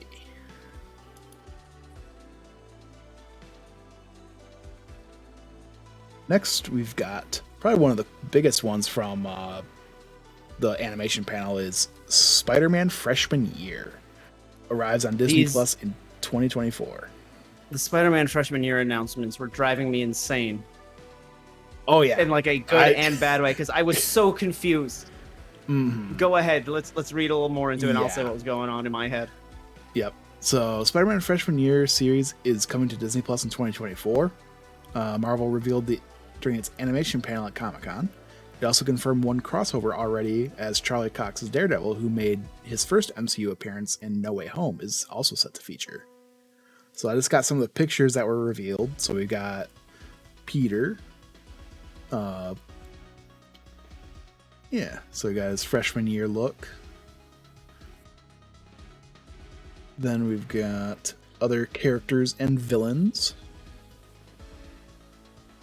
Aaron, you're getting too far ahead. Shh. So we've got his Spider-Man costume, which honestly looks really cool. Yeah, this is a really interesting take of like a first Spider-Man costume. Especially because like in like every iteration he makes the web fluid fairly quickly, but in this, it's like he doesn't know how to condense it, so he has the little canister on his backpack. Yeah. Yep. And I like the little hockey jersey. Or it looks like a hockey jersey because it's so baggy. Kevin Smith would be proud. Yep. Then we got Peter and friends. So let's see. So yeah, no Ned. So yeah, that's a big indicator that it's a alternate universe. No, or not canon I think, to the MCU. Yeah. As far as who some of these characters are, the girl next to him on the right, I do not remember her name off the top of my head. She's a character from the Runaways. It is not supposed to be the same version of Hulu's Runaways, but it is like that character. The second one to the left in the lab coat, I believe, is supposed to be Adameus Cho, who is a Marvel character. I don't believe is normally around Peter's age, but in the comics, he is he's another Hulk. Okay. And I believe they say Harry Osborn's in the show. I think Harry's the one in the football uniform. Wait. So, okay, I'm going to bring this up now. This is the next one. Would that mean that Norman adopted Harry? Because so that might be a bad picture of Norman. There's another picture of Norman where he looks a little bit more like Harry's complexion. Gotcha. Let me see if I could find that picture for you. Yeah. Sorry, I'm returning in the middle of this. Has anyone said Norman with the waves yet? Okay, so what we said was I think the kid in the football jersey is Harry Osborn, and Alec asked if that means Harry's adopted, and I said no. This image that Alec has of Norman is bad. There's the ones of where Norman does look a little bit more like an African American man, and he's got the waves. They have to make the right decision here and cast Giancarlo Esposito. Like, of course. Like, if not here, then Doom. But even, they've got to get him in at some point. This one just to mess everybody up. All the spider suits. Good lord. Okay. The Martian Manhunter, Teenage Mutant Ninja Turtle. Okay, I have a few things on the suits while I find this picture of Norman Osborn for you. Yep. Okay, first let's start with the fourth one to the right, the white suit, also known as the Future Foundation suit. This suit was given to Peter Parker in the comics after Johnny Storm died and asked him to join the Fantastic Four. I don't think all of that's going to happen in his freshman year, so why the fuck that suit showing up, I have no idea. Also, the link to Norman's other picture is in the comments. I have no idea what the one all the way on the right is supposed to be. Now, the one all the way on the left is the Hornet. This is a costume that Peter used in the comics in a storyline called Identity Crisis, where Spider-Man was accused of a crime and had to go into hiding, and so he made 4 random costumes that look nothing like Spider-Man costumes and was fighting crime in that to both make people think it wasn't Spider-Man and as a way to find info as to who was framing Spider-Man. I like that costume. I think it's weird in the best ways. The reason why I'm upset they're using it in this is because I really thought No Way Home, picking up after Peter being outed as Mysterio's murderer, was going to, in the beginning, adapt some form of the Identity Crisis storyline. Maybe do a montage where they're showing he has these other costumes and has been going out in them. But I think it's cool that we're making this one a little bit more in the mainstream, because other than the occasional video game or two, it's never shown up. The Future Foundation one still upsets me though. And this one feels like it's clearly an homage to the Night Monkey suit. It might be. In Identity Crisis, Peter does also do a full black suit, without even a logo on it. So that might just be a mixture of different things. Okay. The Martian Manhunter suit is still my favorite. Oh yeah, that's definitely a black guy. Yep. Listen, Norman's always had the waves. I know, but now it's makes sense. Well, and here's Before the it was other cultural appropriation. Now it's oh, okay, yeah. Yeah. Well, here's the other thing, Alec. If you want to go back to the picture of all the characters, the girl all the way on the right. Oh yeah. I'm wondering if Harry has a sister in this because it's like that's not Harriet Osborn. Or that. Harriet Osborn. She's gonna. Oh my god. Yep. Totally. Yeah. I'm calling it. And I'm not even saying like, oh, all the black people in the show are related. Like that is the same suit. I mean, in Marvel, it's been. Oh yeah. I mean,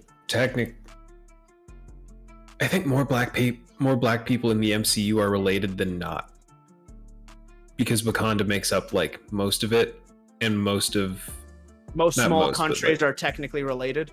No, I'm saying that like sheer volume, like of the royal family.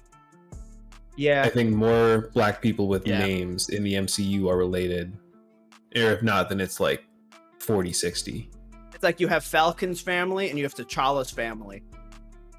Yep, I forgot they added Falcon's family. Yeah, oh no, yeah, it's bad. Okay. And Rhodey, who, honestly, let's get Rhodey a wife.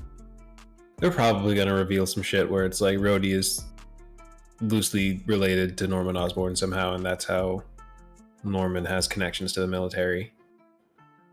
Yeah. I hope they don't, but it is there for them to do that if they want to. Yeah. Yep. All right. Next we have... Yeah. I just wanted to talk about the canon stuff. So I think the reason why this was breaking everyone's minds at first was because I remember when this was pitched last year. I think it was like November last year, because I remember when it was announced. I was on vacation. Yeah.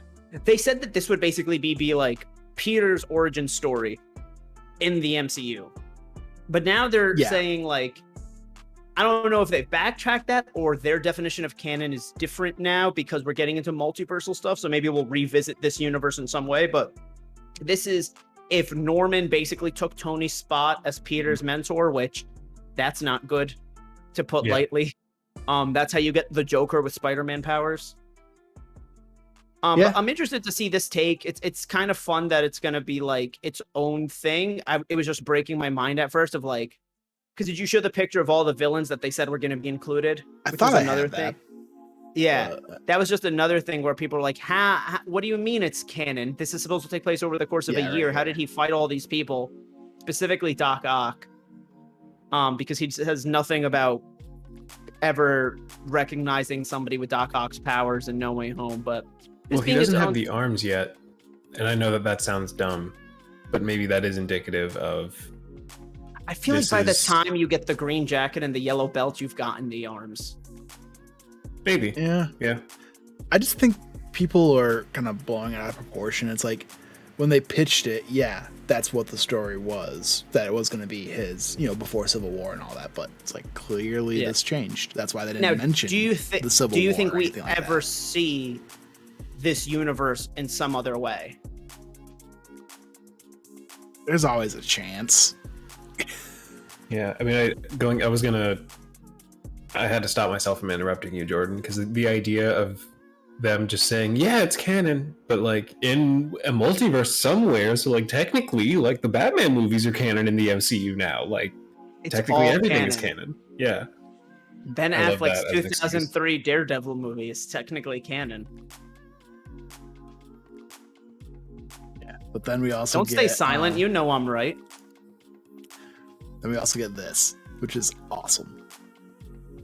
Voiced by the man himself, Charlie Cox. Yep. I'm very excited to see this, especially because Kevin Feige, when they caught him in an interview after all these panels, said something about like, we have the cosmic side and we have the magical side and we have the multiversal side. He said like, and we have the street level side with Spidey and Daredevil. So do we get to see them team up in live action at some point? I hope so. Oh, I'm sure we will. Yeah. With everywhere Daredevil's popping up, I'm sure we will.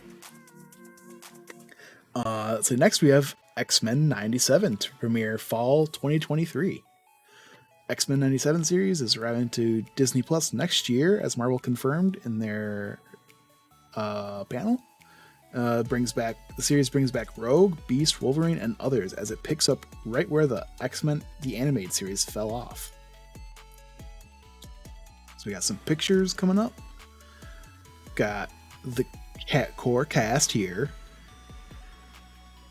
So it looks like pretty much everybody is almost the same. Looks like Storm has a bit of an updated hairdo, but Gambit was always one of my favorite characters in the animated series. I don't know too much about him. He's just cool. Mm-hmm. New Orleans, he's got that thick New Orleans accent, and he's very good with cards.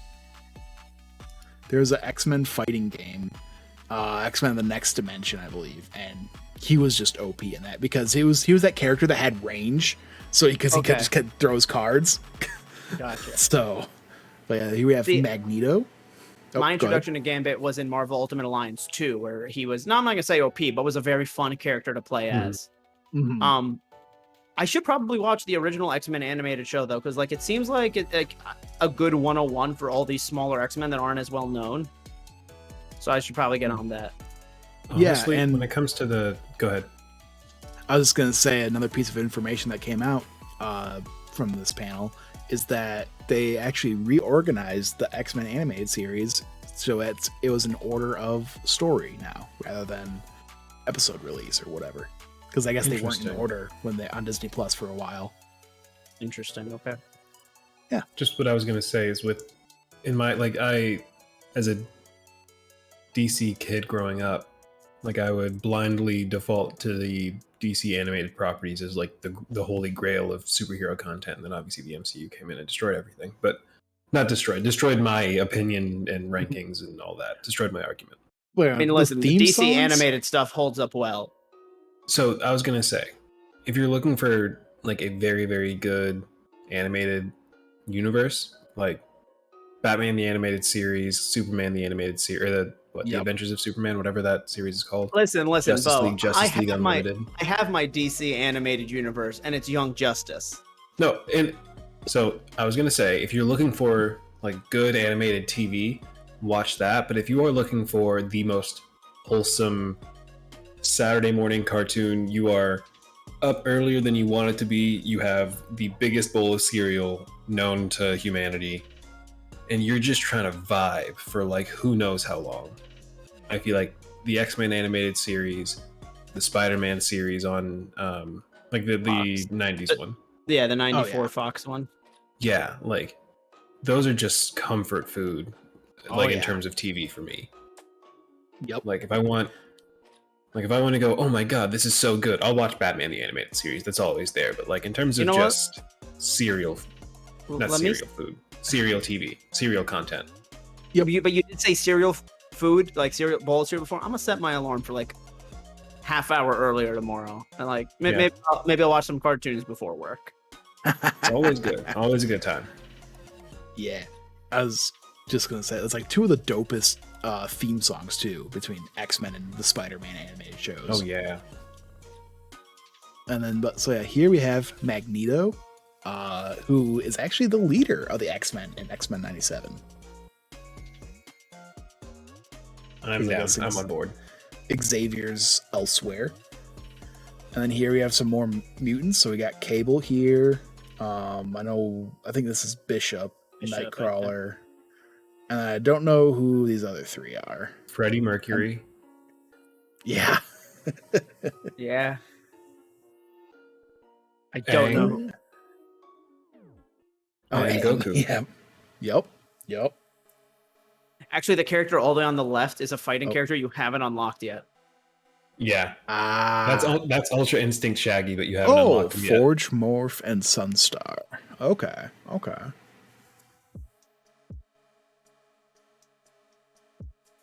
And then we have some of the villains, which the main villain is Sinister. That's not Morbius? No, Jordan. It's not Morbius. But it's a vampire.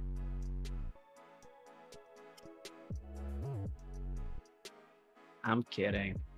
I know. I'm playing Hillary Clinton on the left. Right. Got the power suit. I think one of them, she's Emma Frost. Yeah. I'm honestly not well versed in X-Men. I say that I've watched the cartoon a lot. I don't absorb the cartoon. I'm eating cereal. I'm watching Twitter, scrolling Twitter. I haven't watched the series since I've been a kid, so that's why it's such a blur to me. Look, as long as you throw ass to the theme song, it's all good. Exactly. That's all that matters. All right. So next we've got Marvel Zombies on Disney Plus to have the gore and splatter you want from a zombie show. So it's going to be rated TVMA, which is awesome because I guess the comics that inspired this are also pretty graphic. So good. I want to hear cool. Iron Man say the F word. Well, Iron Man's a zombie.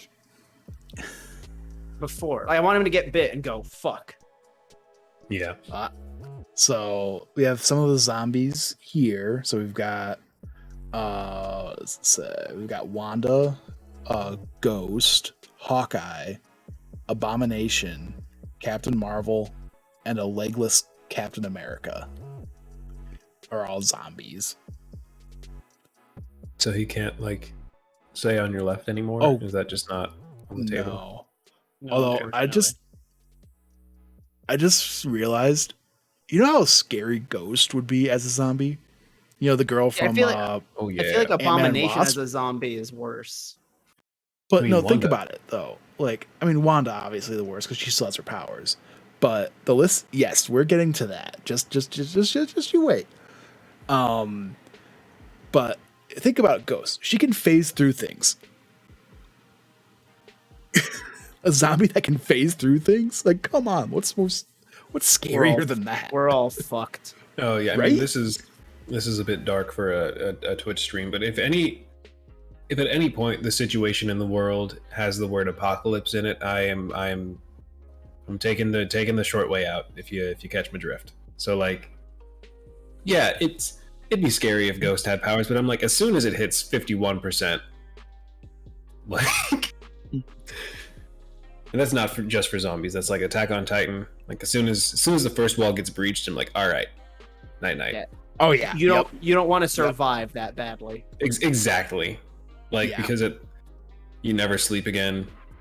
You see a shadow of a tree, you pee yourself. Yep. All right, now our survivors for this zombie apocalypse were shown to be Yelena, Kate Bishop, Jimmy Woo, Shang-Chi, Kamala Khan, Death Dealer, Red Guardian, and Katie. So it's an interesting group. It's definitely an interesting group. I don't know how I feel about like the Marvel Zombie show being all variants of the MCU versions. You know what I mean? If it was kind of just like the more generic comic versions of these characters, I feel like that you could get into really interesting places. Yeah. But I also get why they're doing it as a specific like MCU take on these characters, but zombies. Yeah. I mean, because I could like, it definitely has to be because it's off of the spin-off of What If, yeah. So it's clearly wouldn't be our universe because that would just be, I mean, it would be over essentially, the MCU as we know it. So yeah. That's Death Dealer is again. He's the masked dude here from Shang-Chi. They think of that scaffolding fight. It was like his teacher, I think he said. Yeah. I remember now. Thank you. Yep. You're welcome. And Jimmy Woo got looking like a Kingdom Hearts character. Yeah. With all the zippers. Jimmy Woo's going to be the one to find the cure. I'm calling it now. Oh yeah. Yep. And we had panel also showed off audiences a biker gang of Skrulls at a gas station. Dope. Very Borderlands. Oh yeah. I didn't even think about that until, but yeah. And the art style is really what like leans into it, but yeah, for sure. Like the costumes and then the art style on top of it. Yep. And then former Black Widows were also shown working together as a group to survive, so that's cool. And then here we go. A zombified Icarus was also shown with the exposed circuitry of his eternal innards showing through. Now that upsets me because I have so many questions. Because I honestly wouldn't. How does he turn? Yeah, Like, I wouldn't have remembered that they were robots. Like, I saw Eternals in theaters. I did not. I always forget that they're robots. Spoilers for Eternals. I always forget that they're robots. So with this, I'm so confused. How and why, and why and how. Mm-hmm. Right, yeah. Also, it's like Icarus is basically Superman, so it's another one of those things where it's like, if you give that guy zombie... Like, if a zombie has Superman powers, like, fuck this shit. Mm-hmm. Mm-hmm. Right. Yeah, it's just like...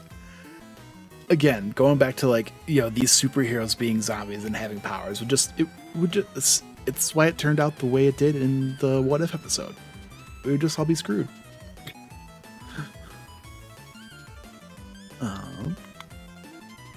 Yeah, so next, we got the big one. Marvel Studios and MCU. Ooh. So we're going to start off doing some overviews. We've got the Phase 4 overview where Kevin Feige declares that Phase 4 is over with Wakanda Forever. So the two that aren't shown on this picture is Wakanda Forever this November, and then She-Hulk, which is just in a few weeks. So what were you guys' overall thoughts on Phase 4? I mean, I know we still have a couple show and a movie coming, but so far, I guess. It's just Phase 4 clearly was the building phase. It was the first phase after the Infinity Saga, after Endgame, the conclusion to that 11-year story. And so we're kind of, Phase 4 is really Phase 1 of the new saga.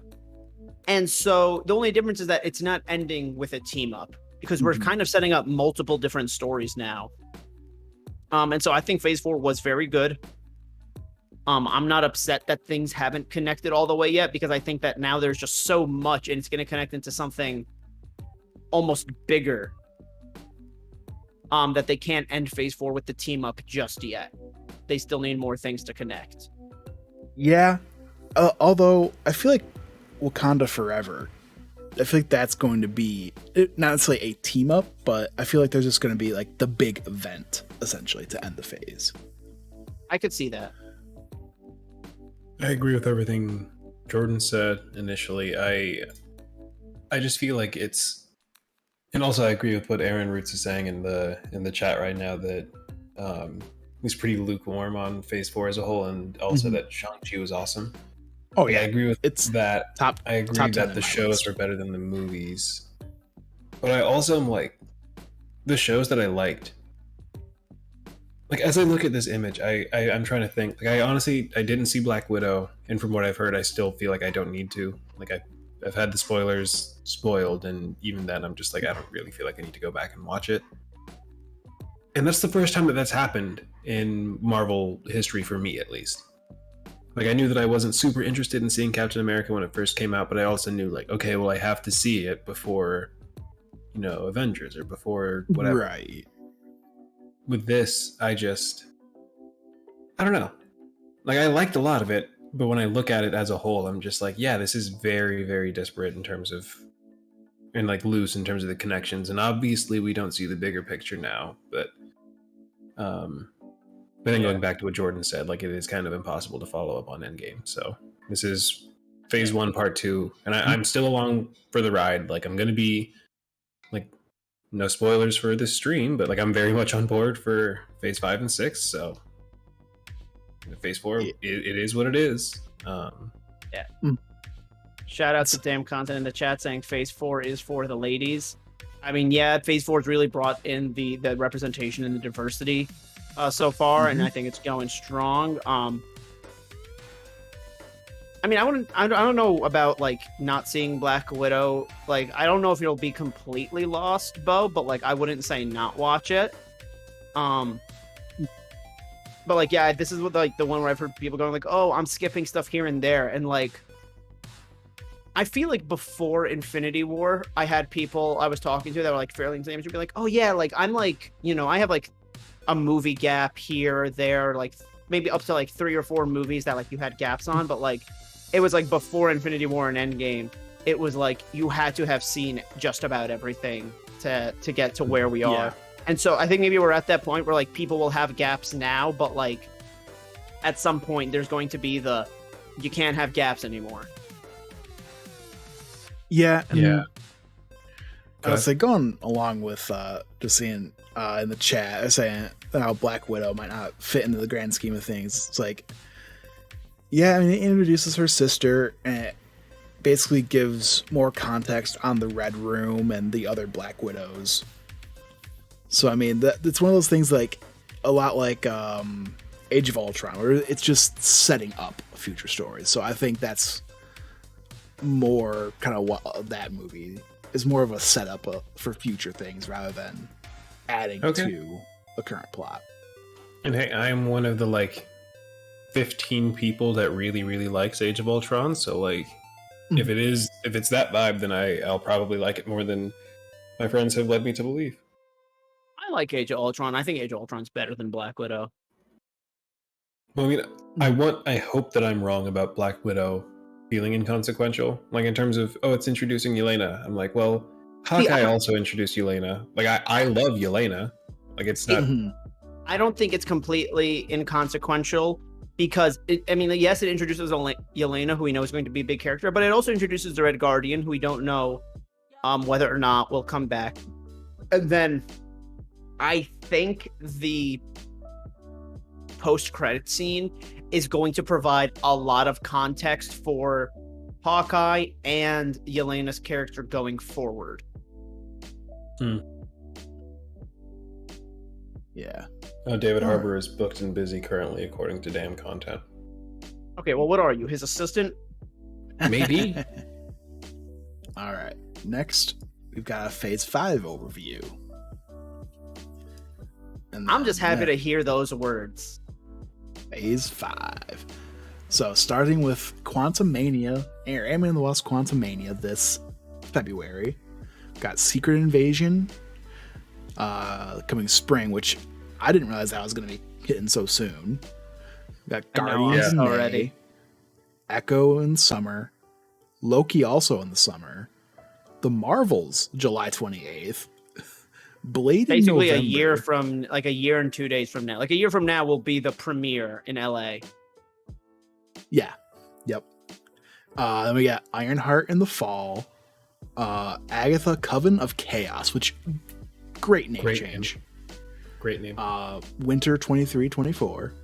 Spring of 24, we've got Daredevil Born Again. My boy's back. Yes, I saw that GIF you did of Eggman's assistant from Sonic 2. He's back. Yeah. I'm so happy. I'm sorry, keep going. I'm just very happy for my boy. Oh, yeah. And then we have Captain America New World Order. Which, great name. Great name. And honestly, the logo giving me a little bit of Top Gun vibes with the little wings after. A very clean logo.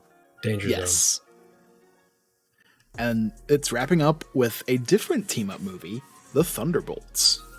Very excited. Oh, yeah. Which, very, very cool. They said that there's actually characters in the Thunderbolts that we haven't met yet. So that's going to be very interesting to see who they introduce through the last bit of Phase 4 and Phase 5. I'm assuming, well, not even assuming. I wonder if Thunderbolts would have been earlier or been changed, but like obviously we're not getting Red Hulk anymore if that was ever in the plans because that actor did pass away, unfortunately. Yep. Other than that, Phase 5 looks stacked. I will say personally, Agatha Coven of Chaos is the one time I've looked at Marvel putting something out and went, is there a point to this?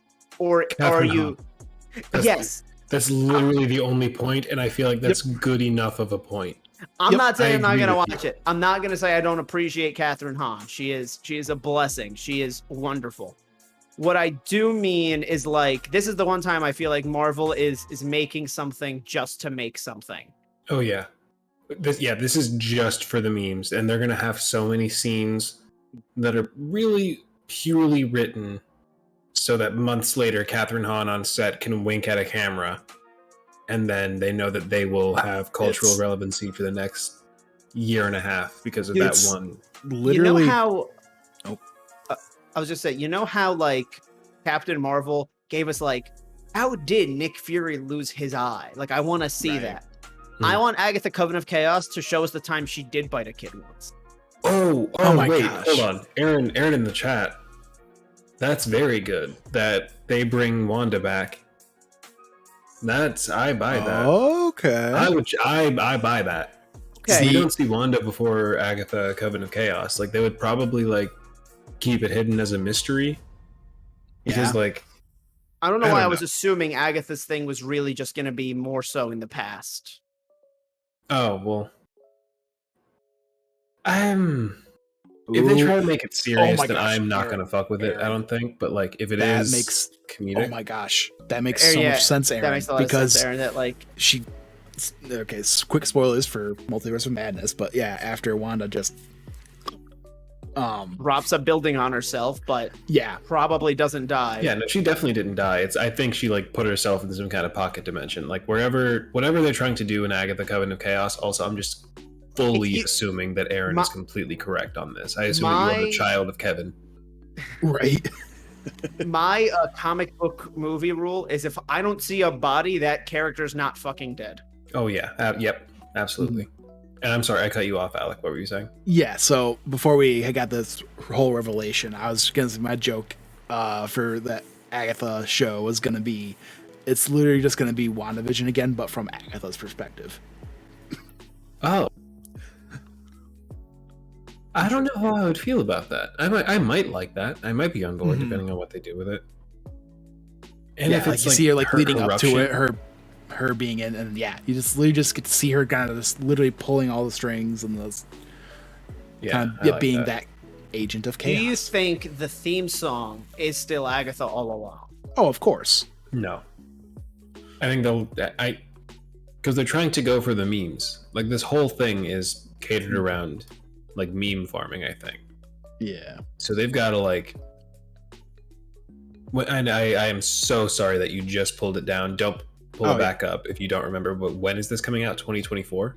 Winter 2023/24. Yeah, so they're probably get some new artist like the Billie Eilish of next January is going to make a song for this theme song, and I don't know who it's going to be. They might, they might still be like 13 or something. I don't know. Right. But it's going to be some new artist that's sweeping the nation. They're going to make some meme-worthy song because I feel like that's all this show implying that Agatha all along was not meme-worthy. No, it was meme-worthy, but now it's been meme to hell. The meme is dead.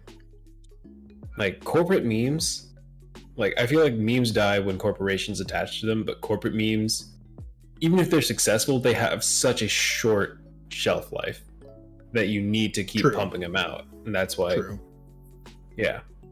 that's why they keep releasing new minions. That is true. All right. And we got Phase 6 overview. We have Fantastic Four, November 8th, 2024. Then we have the two announced ones. We have Avengers, The Kang Dynasty, May 2nd, 2025. And then a few short months later, Avengers Secret Wars, November 7th, 2025. Okay, so I have two things about Phase 6 I want to discuss first. One is look at all those dates that they have not given us movies for, because maybe they don't know the order yet, or it's not a project they want to say, but like Phase 6 is going to be very fucking stacked. Oh, really, Aaron? That's cool. Or is that... yeah. Okay, is that confirmed? We're getting two Avengers. Oh, because I wouldn't be surprised if one of the Phase 6 movies is Spider-Man 4. Oh yeah. Well, I feel like they haven't included any of the Sony stuff in this. They did when they. I don't know. But they usually do. I don't have I'll back off. the image, but they did show when they had all the Phase 4 stuff. They did include No Way Home in there. But they also didn't show. Oh, I guess those are like the newer stuff. Yeah, they didn't show She-Hulk or. Well, no, that's what. I'm saying I didn't have that image I had for Phase 4. Didn't have the full thing. I couldn't find a image for Okay, it. but was there a version that had? Yes, I did say that. So Phase 4 did have, yeah. Okay. Also, my thing is with these movies coming out 6 months apart versus Infinity War and Endgame coming out a year apart. Mm-hmm. Oh yes, Aaron, that's true. I said that to someone as well. Deadpool 3 is definitely going to be one of these, but with these coming out within 6 months of each other rather than a year of each other, like Infinity War and Endgame, do you think that means anything in any way, or do you just think that with Infinity War and Endgame they wanted that year's worth of hype? Like they ended on the cliffhanger of half of these motherfuckers dying.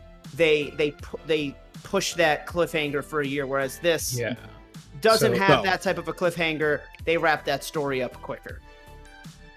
So, my thought, and this is like when my friend and I were at the bar after seeing Nope talking about this, I had the thought because being that they're so close together and the logos are actually different style too. I think there's going to be 2 different Avengers teams. So that's what I was saying is I don't know if this means they're more connected or less connected.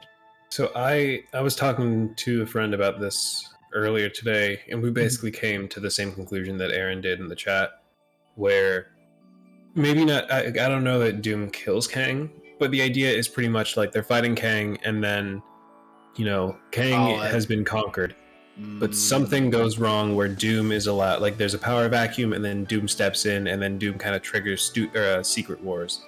And I feel like the lack of time in between Avengers movies is so that we as fans don't lose our goddamned minds when because with, you know, between Infinity War and Endgame, it was like, well, we know, like, Thanos has been built up this entire time. We know that it's going to be, and if it's like not Thanos in Endgame, then like we'll I remember before Endgame came out, there were a bunch of people being like, "Oh no, they're gonna pull a bait and switch it, and Galactus is actually gonna be the villain at the end of all of those people Endgame." And that was dumb because like you can't hype that up in one movie. This makes more sense that it's a bait and switch. Yeah. Also, it could be that they're playing it safe because do you know what I always think about would have driven people fucking insane? If Infinity War and Endgame were shifted a year and the pandemic prevented people from getting the closure from Infinity War, that would have driven people up the fucking wall. So I wonder if now they're like, we do not risk an entire year between movies. Because imagine if the pandemic happened and Endgame kept getting pushed. But then imagine I'm not saying that it would be worth the pandemic, obviously, but imagine the 2-year gap and then going back to theaters and they're like, listen, we're releasing Endgame now. Have fun. The amount of just screaming and nerd tears. Yeah, I mean, dude, I teared up seeing the Marvel Studios logo for the first time in like a year and a half when WandaVision came out. Then I remember cheering for it when I got to see it in theaters when I watched Black Widow. If it was Endgame that took longer to see.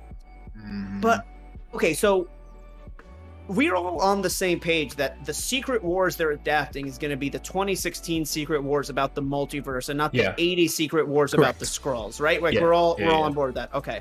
Yeah. Who here wants to hear the most ridiculous, dumbest thing I've ever said with the 2.2% chance that it's real? Go for it. Do it. Okay. Do you think so? Another way I think they could tie in is if Kang does die at the end of Kang Dynasty, maybe that's what leads to the multiverse kind of collapsing. Because for those who don't know, 2016 Secret Wars is basically the multiverse is falling apart. So they make a clone universe and just move everyone to that. It's how you got people like Miles Morales and Spider-Gwen in the same universe as mainstream Peter Parker when they used to be different universes. This was Marvel's way of like cleaning up all the comic lines they had, the way DC does like a semi-hard reboot with things like New 52 and Rebirth. So assuming it's a multiversal collapse, there's 2 things I want to pitch. One, I think that one of the things that is causing the incursion in the MCU universe is not just all the multiversal antics. I think that something that's going to come back, and it's not going to be a huge point because I think they want to move on from the original Infinity Saga, but I think the fact that the Infinity Stones don't exist and got destroyed is also hurting the multiverse. I'm gonna keep saying that until it's proven not true. Just because those aren't supposed to be destroyed. I can see it. Mm-hmm. Now, the thing I think is the craziest thing I've ever said, and I don't expect to be right, but if I'm right, I want it on the record. I think Avengers Secret Wars is going to have an Endgame style portal scene, but with all the multiverses. And I'm talking like some deep cuts, like 2000s X-Men movies, Toby and Andrew, fucking Howard the Duck from the 80s. Like, I think it's going to be a multiversal war, and we're going to see every iteration. Like, fuck it. Even get Ben Affleck back for half a day, put him in leather spandex, and have all the different iteration of these characters pop out in different portals. That is not like a crazy theory. That, to me, that is the default theory until proven otherwise. Because, like, I did see a tweet that says it's rumored. I don't know if it was rumored or if it was confirmed, but it said that Tobey Maguire, Andrew Garfield, and Patrick Stewart were all going to be in Secret Wars. That they're come back. But I want even deeper cuts, guys. Like, right? No, I understand. I'm just saying that your theory might not be as far fetched as you think. I'm 1000% on board. But again, I want deeper cuts. Let's get. I don't know if you guys knew this. The dad from Good Luck Charlie played Thor in like the 70s and like a straight to TV movie. Fuck it, get him. Right. Let's get the Spider-Man freshman year Spider-Man out there. Let's get a Spider-Man out there with the white logo, make an Insomniac Spider-Man. David Hasselhoff's Nick Fury. Listen, I made that joke the other day about Secret Invasion. Fuck it, there's nothing I don't want on board. And as much as I did not want this from Multiverse of Madness, if this portal scene's gonna be a cameo fest, fuck him, fuck Scientology. Let's get Tom Cruise as Iron Man. Let's get some of these other castings that didn't happen. Let's get who else was considered for Captain America at one point? Like, let's just get these little people in there for like hot seconds. Maybe that's going too far, but yeah, I think it's going to incorporate everything from the early 2000s, in a way that it doesn't matter, but it's something that we get to see. Damn content says Vincent D'Onofrio's redneck Thor from Adventures in Babysitting. Let's get Chris Evans back as the Human Torch, and let's get RDJ and Chris Evans back as Cap and Tony, which I've never said before, and I do not want them back in any permanent way. Let's get them back for 2 seconds in front of a portal. And I think that the portals should open for each hero. Like we get all the Spider-Man out of one portal, we get all the X-Men out of one portal, we get all the Caps out of a portal, like stuff like that. And I'm glad that other people think that this isn't out of the realm of possibility. And I do not want cameo fests. I do not want every universe to be integrated into the MCU. I just think that for this final Secret Wars battle, we need something like that. And then how do you guys think they adapt the creation of a clone universe? Because I don't think they're going to have time to bring in Franklin Reed Richards' son. I honestly don't know. With how MCU movies are, I don't think we can go about thinking it's just gonna be Secret Wars in movie. You know what I mean? Like, they've adapted. Yeah. There's gonna have to be some level of difference. I do think that the main gist is gonna be that there's an incursion and that they have to do something to save their universe. Because I'm not I know the gist of Secret Wars 2016. I don't know what the catalyst of it is. Like, I do not know what the cause of that universe kind of falling apart is. Yeah. You could use Wanda. Yeah. Honestly, then we also got this from this panel. It's officially called the Multiverse Saga. So good that we finally know that, and people can finally shut up about not knowing and who the big bad of it is and all this. Part of me is a little disappointed they gave us that title so soon, just because we did not hear the phrase the Infinity Saga till like Endgame. was already out. But I they guess wanted to this sell you also the box set. That's true. I guess this also confirms. Remind me to pitch my box set idea in a minute. But I think this also confirms that Marvel's sagas are going to be 3 phases long. And what happens after the Multiverse Saga, who's to say? I think that between these sagas, bigger breaks are going to be better. Like in this one, we got like a 1 phase long break without any major team ups. The next one, like phase 7 can be 7 and 8 can kind of be a good break before things start connecting again. Yeah, I can see that. All right, so now kind of doing this a little bit, going up more in depth. Wakanda Forever. It's a new plot details. Wakandans must fight to protect their nation from their intervening world powers in the wake of King T'Challa's death. As they strive to embrace their next chapter, the heroes must band together to help, or with the help of War Dog Nakia, Lupita Nyong'o, and Everett Ross, Martin Freeman, and forge a new path for the Kingdom of Wakanda. Namor and the Atlanteans appear to be the antagonists. Let's see.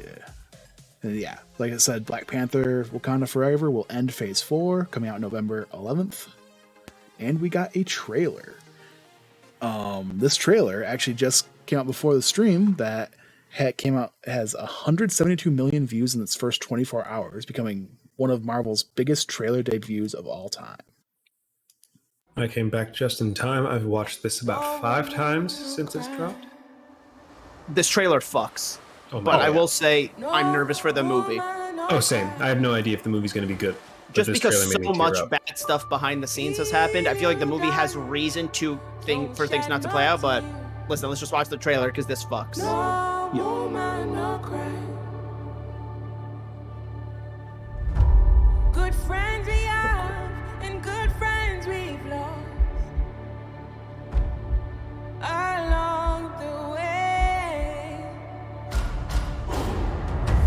In this great future, you can't forget your past. Great era.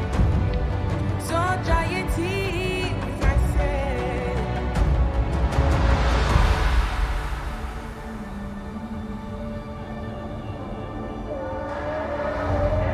Let's transition to between songs.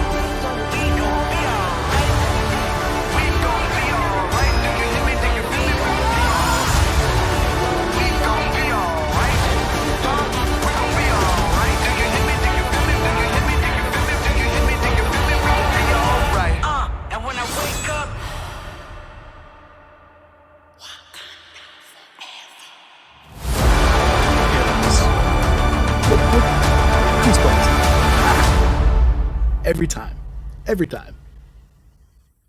Marvel is finally getting their money's worth with Angela Bassett. Because, that line delivery, holy cow. She's one of the greatest actors of all time. Yeah. She didn't really do much in the first one. We think of Chadwick Boseman. But unfortunately, obviously, he's gone. So now you've got to play your heavy hand. Yep. Oh my god. That shot of Namor on the beach where all of, I assume his lieutenants or whatever are trying to escape the gunfire, and he's just fuck it. God, this is just all everything about this trailer looks epic. It looks not Marvel-y. Who do you think is in the suit? That's the question. Because the line of "my entire family is gone." Shuri is a part of her family.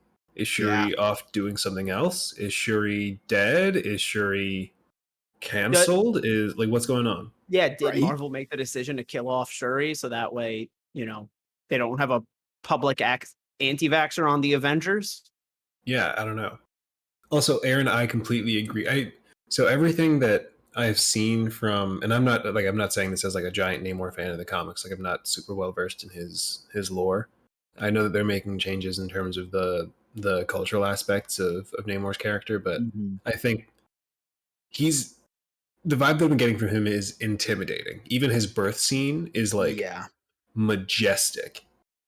Also, shout out to the wings on his feet, on his ankles, because I never thought that they would do that, and they made it look. What do you mean his birth scene? The scene when they're underwater. The shot of them underwater and the woman. Yeah, right here. Yeah, right here. Okay, so that's Namor's birth. Okay, I thought because I heard a rumor, so mild spoilers. It turns out to be true that Okoye was going to say that she was pregnant with T'Challa's child. So I thought this was that baby being born. Oh no! As soon as I saw the wings on the ankles, I was like, "Oh, okay, Namor." Cool. Well, I just saw it was on that makes a lot more sense. Oh well, yeah, that too. That'll do it. But water births are a thing. Like you don't have to be Atlantean to do a water birth. Right, but knowing Namor was going to be the villain, I don't know. That's to me. Yeah, so that checks out. Now this, like everything about Namor is. Look at this. He seems like a god. Like everything about him seems very intimidating.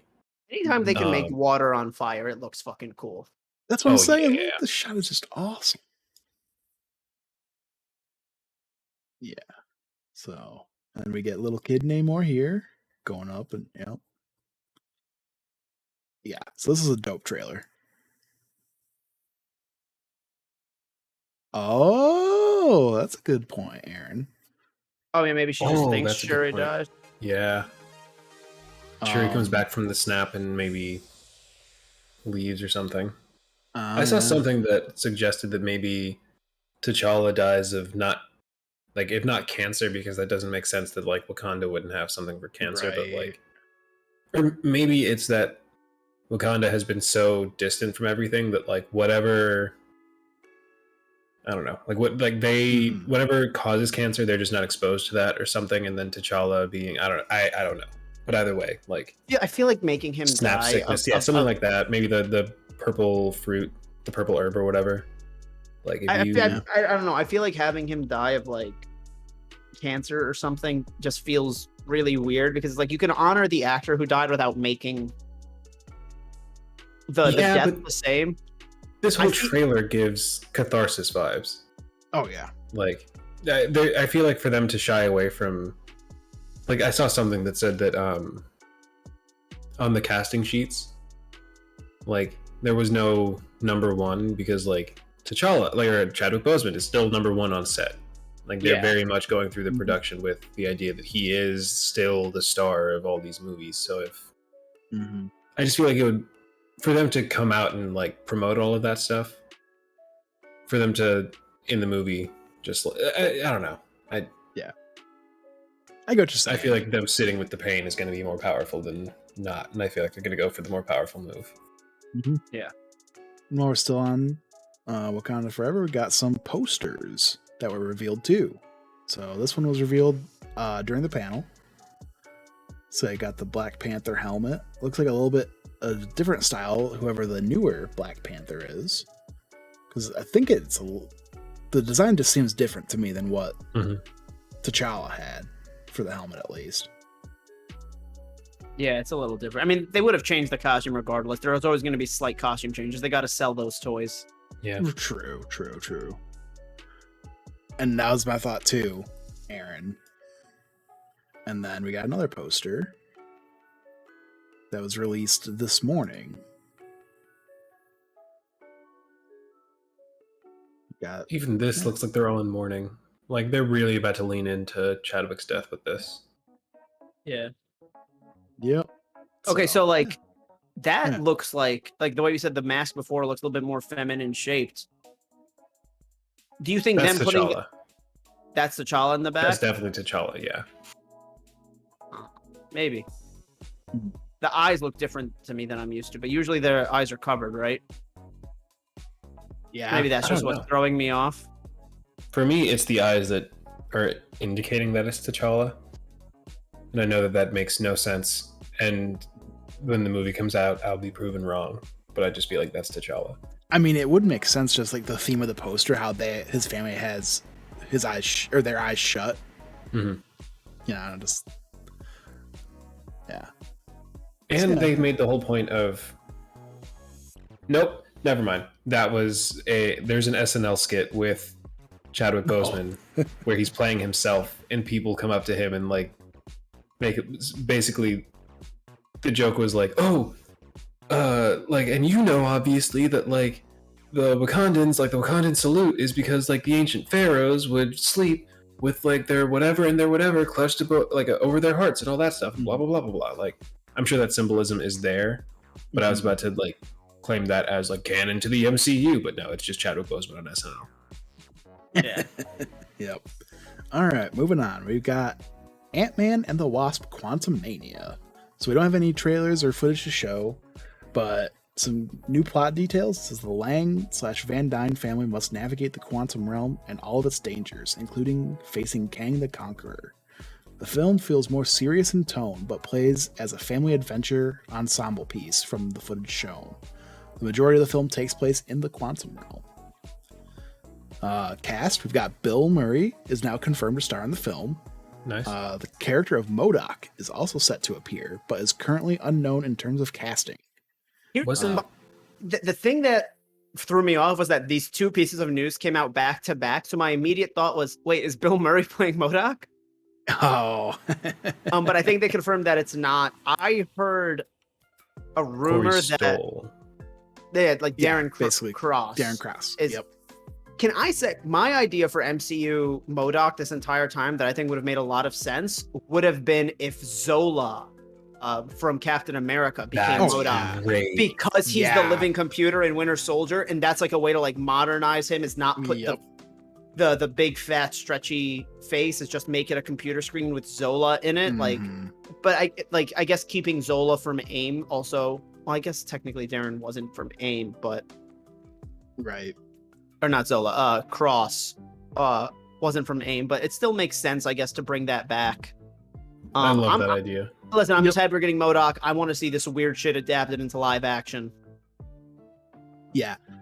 Some more casting news. Catherine Newton, who you might know her from the girl from Detective Pikachu, has also been cast as a new Cassie Lang. Right, two things on that. One, it's going to be really weird having a crush on Cassie Lang, because I found Catherine Newton hot since Detective Pikachu. Second, I am always going to feel so bad for that girl in Endgame. Oh, yeah. Because it's like, they're like, oh, we're going to make you Cassie. And it's like, awesome. And then she's like, oh, there's a third Ant-Man movie, right? And they're like, yeah, no, we're not sticking with you. And it's like, what was the point of getting her for 5 minutes? Honestly. Right. I will forever feel so bad for her. Oh, yeah. So the footage that was shown, we got a description of. Scott Lang is now a celebrity and wrote a book. It was titled to be "Look Out for the Little Guy," about saving the world. His ego and fame has driven him away from his daughter Cassie and the rest of his family, as they think he is pompous. The whole Lang and Van Dyne family is sucked into the quantum realm after a freak accident. Seems a little out of character for him. I mean, yeah. Maybe the way they're saying it makes it sound worse than it is. Yeah, knowing how Paul Rudd would play it, I could definitely see it being more comedy. Or comedic in nature. But yeah, Aaron's right. Fame will do that to you. And Damn Content says, I saw a TikTok from a girl who was at the hall and says that this description is bad. Okay. Yeah. I feel like it'll be one of those things where it's like, if they just had a conversation about it, it'd be fine. Oh yeah. But like Scott Lang is at a mall, sees a bunch of kids, looks at like just the twinkle in that group of kids' eyes and goes, okay, well, like I have to stay and like talk to them or else I'm gonna crush them. And everyone else is like, we're about to miss this movie. And he's like, well, I have to be like the hero and like sacrifice the movie to make sure that these kids are happy. And everyone else is like, oh, fuck you. This is the third time we've done this. Like, yeah, like I see how they can make it work while making both sides justified. Yeah. Also, so we've seen Smart Hulk dab. Do we see Scott Lang do the floss? I feel like they're going to do reshoots so that he can do the gritty. Ooh, yeah. Amazing. Oh, Remember yeah, when kids in Endgame didn't want his picture? Yeah, because the Endgame battle hadn't happened yet. Now they know who he is. That said, I do love the idea that he, like, this is his Joker moment. Like, him in the diner when those kids don't want to take a picture of him. He's like, that was his sole motivation for participating in the Endgame battle. And then he he tracks down those kids and is like, you want a picture with me now? I'm super sinister. Mm-hmm. Yes. Got a couple more details. It says Janet Van Dyne leads them as she previously survived the circumstances of the quantum realm. The inside of the realm itself looks cosmic with aliens, and I'm assuming that says beasts, not beats, running rampant. There's just Beats by Dre headphones with legs just dashing around the quantum realm. Bill Murray's character is inside the realm and clearly met Janet in there before. Meanwhile, did they bang? Nope. Yes, the answer is yes. You're in there for that long. Yeah. It was 1,000 years. Right? Meanwhile, Kang is also narrating from inside the realm, and we see glimpses of action as he takes Cassie hostage. A brief look at MODOK can be seen. He is golden and robotic looking, comic accurate, shooting lasers. In the final moment, Kang the Conqueror appears in his classic green and purple armor. Although he is not blue, in the footage, Scott Lang says, "I am an Avenger," to Kang, who chillingly responds, "I am a conqueror." Another line has also come out that after he says that, he goes, "You say you're an Avenger. Have I killed you before?" Yep. Which is just stone fucking cold. Oh, yeah. And it's Jonathan Majors saying this, too. I need to send y'all a TikTok that has to do with this, and we can. It'll be for after this, but it's. Gotcha. We can't react to it on the stream. I mean, hey, we totally can. Anything is possible with the glory of the internet and with Alec Bobco's wonderful magical hands on the back end. Let me send this into the Discord. Yeah. So, but while we're doing that, comes out February 17th, 2023, and we got a dope poster for this. Amazing. Where you get to see you got Ant-Man, Wasp, Cassie, and then Kang the Conqueror in the background to kick off Phase 5. Yep. Yeah, this one's actually really close if you think about it. Yeah. Like February, all things considered, not that far away. Mm-hmm. Yeah. All right. Also, I apologize for any meows that you hear. I'm going to mute myself because one of my cats has to poop right now, and he's very vocal about it. No, you're good. Why is this not? Yeah, no volume. No volume. Oh, here we are. It does the thing. Yeah, refresh.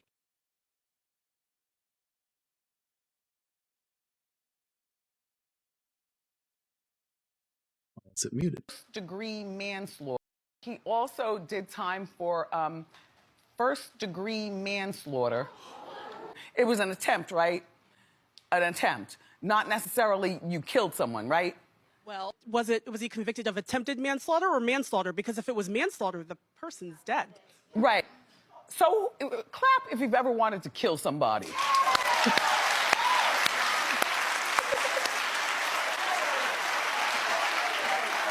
He also did time for first degree.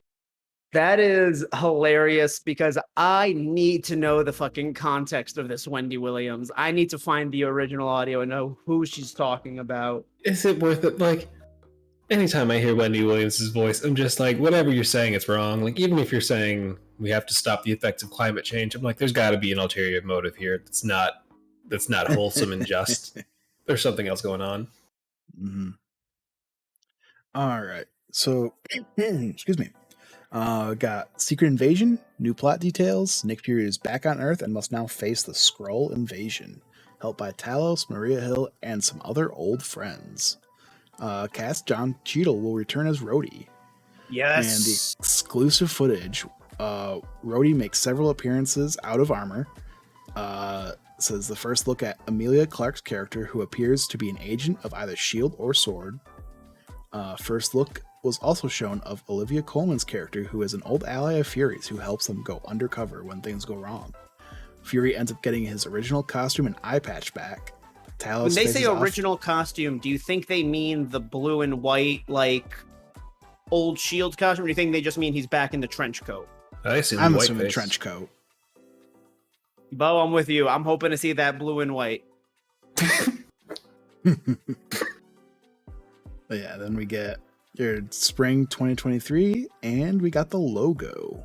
The only thing throwing me off about Secret Invasion is, like, Captain Marvel kind of really went and made the Skrulls the good guys. So why are we mad if some of them are on Earth? Well, I was about to say, like, the fact that they made them like refugee immigrants, and then Secret Invasion for what we know is about to be. Well, what if some of the refugee immigrants are plotting to take over? Like, they have to tread carefully on that messaging, and I feel like they know that. Yeah, so I think I'm wondering what the twist is going to be. Maybe if they like make it a point that this is like a fringe group of Skrulls. Even then, because it then begs the question: how do you weed out the fringe group of Skrulls from the good Skrulls? And are there like either way? I feel like if Captain Marvel kind of made me afraid that they weren't going to handle this tactfully, because they try to approach that one Department of Damage Control agent, like, for all intents and purposes, she is racist, and she is like the stand-in for like racism and xenophobia within the US. But then they just like kind of half-assed it, where it's like, oh well, she was just misguided and she just wanted like they half-assed it because they made it sound like other people would stand up to that. They half-assed it because, like, she was a bitch the way she acted, but, like, me and you said this on one of the podcasts, when you see that this event happened at this specific mosque's party, it is not that much of a logical jump to be like, can we ask those people? Like, she didn't have to be a cunt about it, but, like they really didn't paint it well. They also made the cops stand up for the community, which was bullshit. Yeah, that was that whole I'm saying, that level, like that kind of shit, makes me think that Marvel is about to bungle this messaging. Either that, or they're about to backtrack so heavily that like it's not the Skrulls that are invading secretly. It is the Krulls, and they're a completely separate, objectively bad. They eat babies, not for nutrients but for fun. Mm-hmm. Like, it's like I feel like they're gonna have to but I don't know. I'm nervous. I did say I was going to mention Regé-Jean Page again. So a casting did at one point say that he was going to be in this, and then Marvel redacted that. Yep. And I don't know if that was a mess up or they accidentally spoiled something, because at one point he was also rumored to appear. Also, I'm about to spoil things from Thor: Love and Thunder. He was the other rumor of who would be Hercules at the end of Thor: Love and Thunder. So I feel like, fool me once, shame on me. Fool me twice, it's like, okay, clearly he's in talk. I feel like this has to be like he's talking with Marvel about something. You don't get both of these things happening by coincidence. My dream of this situation is that there is a Skrull disguising himself as Regé-Jean Page. And I do not mean as a man in the MCU who looks like Regé-Jean Page. I mean, yes, a Skrull watched Bridgerton and went, I'm going to be that guy. I'm on board. Yeah. And specifically, I want that this idea came from Kevin Feige and Samuel L. Jackson, both being very huge fans of Bridgerton. I'd be on board. I want it. Yeah. Yep. All right. Moving on to Guardians of the Galaxy, Volume 3. The story is centered around Peter Quill attempting to win over Gamora, who is the new leader of the Ravengers. However, Quill must rally his team around to defend the universe along with protecting one of their own. A mission that, if not completed successfully, could quite possibly lead to the end of the Guardians as we know them. We'll also learn of Rocket's origin story, seeing him get taken as a baby raccoon and then raised by the High Evolutionary, a Comedy appears to be more toned down in parts, and the overall film appears to be a real tearjerker. Cast Maria Bakalova is playing Cosmo the Space Dog, and Mur from Peacemaker is confirmed to be playing the High Evolutionary. I'm so happy we're getting Cosmo the Space Dog. Cosmo was a great great character in the Guardians video game. I think it's again, I want to see the MCU get weird with things like Cosmo the Space Dog, people like MODOK, like fuck it, I'm ready for this. Also, shout out to the guy playing the High Evolutionary, entering Hall H in the full fucking costume. That was going to be a little bit further down. My bad. Let's see. Future spoilers. Wait, before I'm looking ahead, so I'm not spoiling anything. Yeah, no. Maria Bakalova. Correct me if I'm wrong, but that's the daughter in Borat 2. And if I'm correct in thinking that, then I'm very glad that she is getting not any kind of work. I want her to get good work because she was fantastic in Borat 2. And that sounds weird to say. I have yet to see Borat 2, but I've heard it's very good. Wait, does that also mean she's the person that Rudy Giuliani? Yep. Okay, that's fun to know. We're not gonna finish that sentence. Just go watch Borat 2 and be emotionally prepared for anything. I'll just say that. Yep. But yes, it is her. Yes. Yes. All right. And we got some exclusive footage description. Quill keeps trying to remind Gamora of their love, but she reminds him that the Gamora he knew is gone, and that she doesn't even know his last name. Gamora also has a new hairstyle that fits her Ravager look. Baby Rocket is taken from a litter of raccoons and is experimented on. Rocket, as we know him, is not seen in the footage shown. The High Evolutionary fights an Obelisk, which is the squid monster from the opening of Volume 2. And we have a picture of Baby Rocket. Too much. Crying already. Yeah, look at him. Look at the face. Before Infinity War came out, one of my dream scenes would be that the Guardians land on Earth and to hide their ship, park in the back of a building or the woods.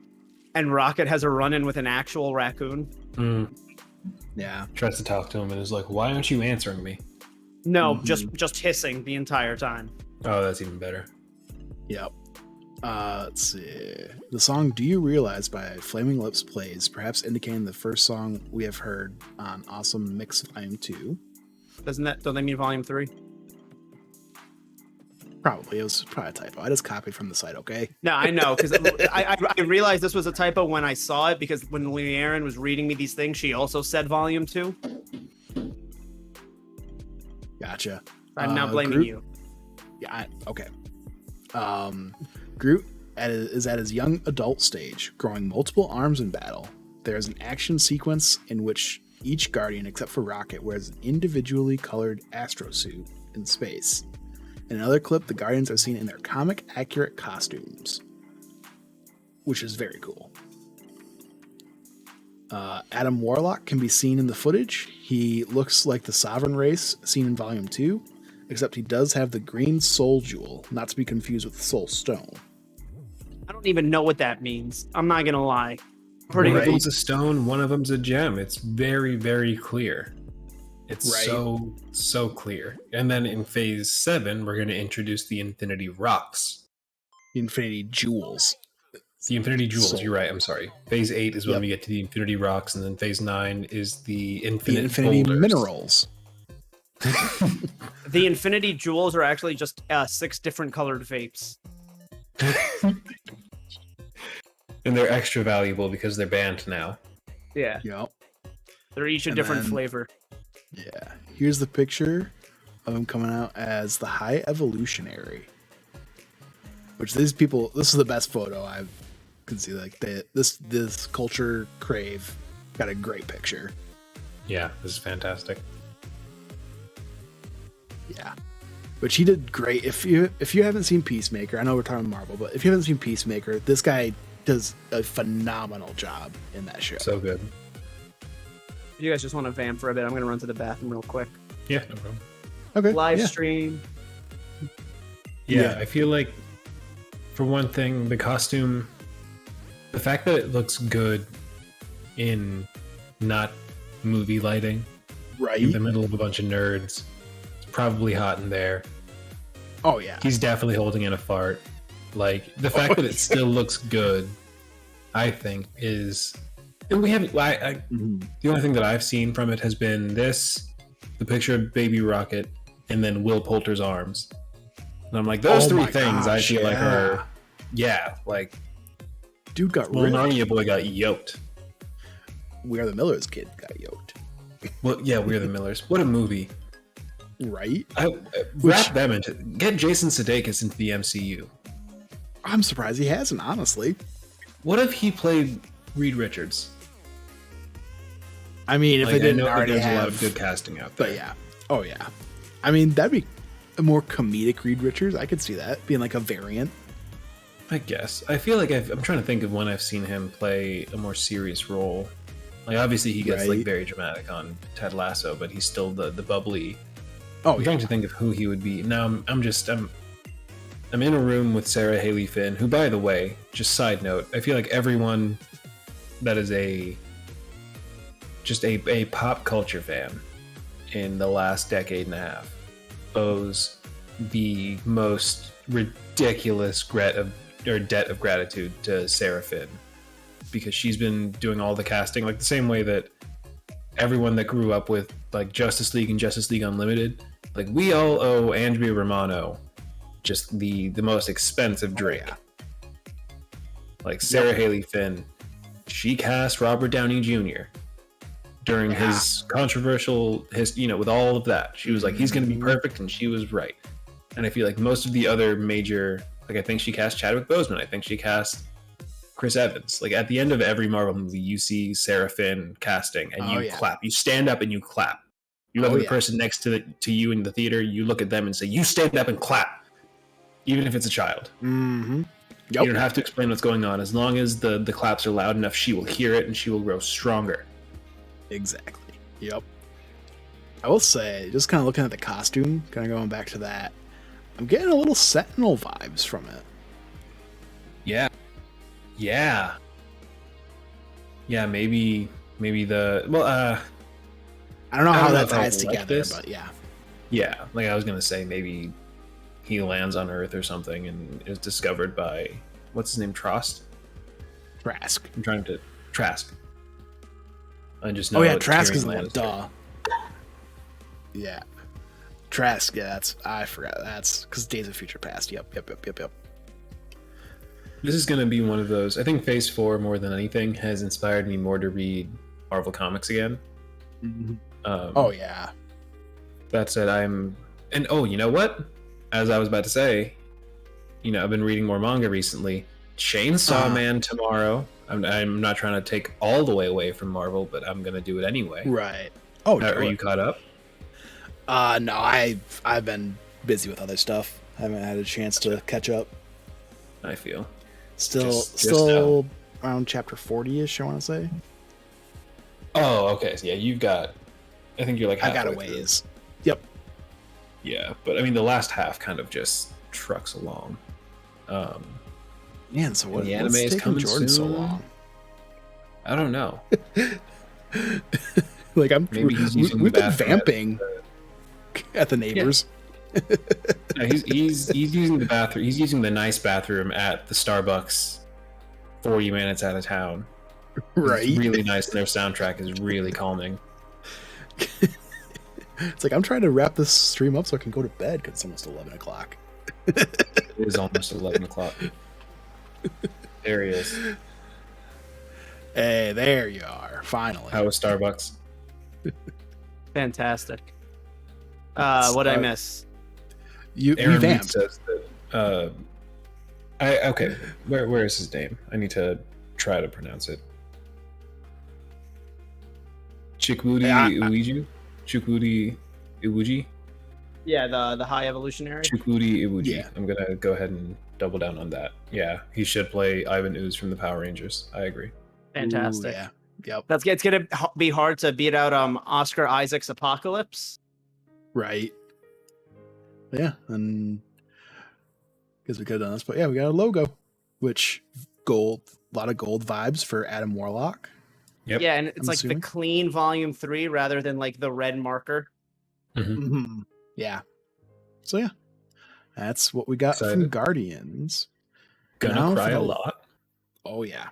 Now for the last trailer of the night, we have a new She-Hulk trailer.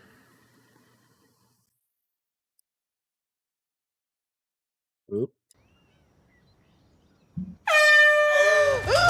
Wow! Jesus, what the hell, man? Still in control, no overwhelming feelings of rage. No! A normal amount of rage! You do revert back to Gen form when you sleep. Was the air horn really necessary? For comedy, absolutely.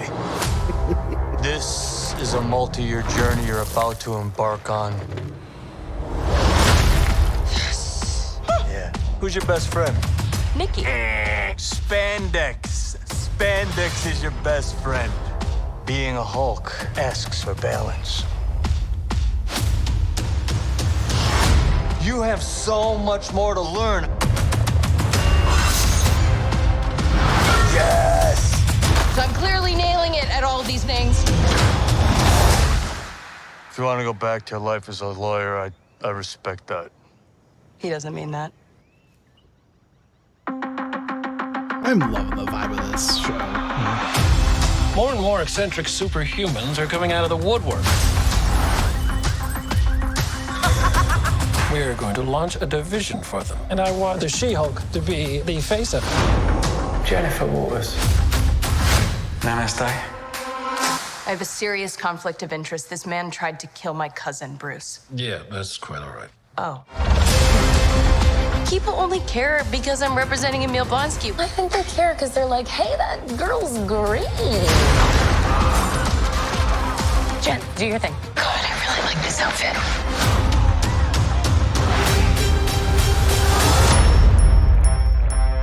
I'm not proud of this. Miss Walters, we answer to a higher power. Our universe is on the edge of a precipice. I am a lawyer. We do things by the book. The Book of Ashanti. No, the Book of American laws. Whether you like it or not, you're now a superhero. Let's do this. You know that friend you had in high school who was way cooler than you were, attractive, got all the attention from everyone? Hello. I think I'm jealous. Is that what I'm feeling? I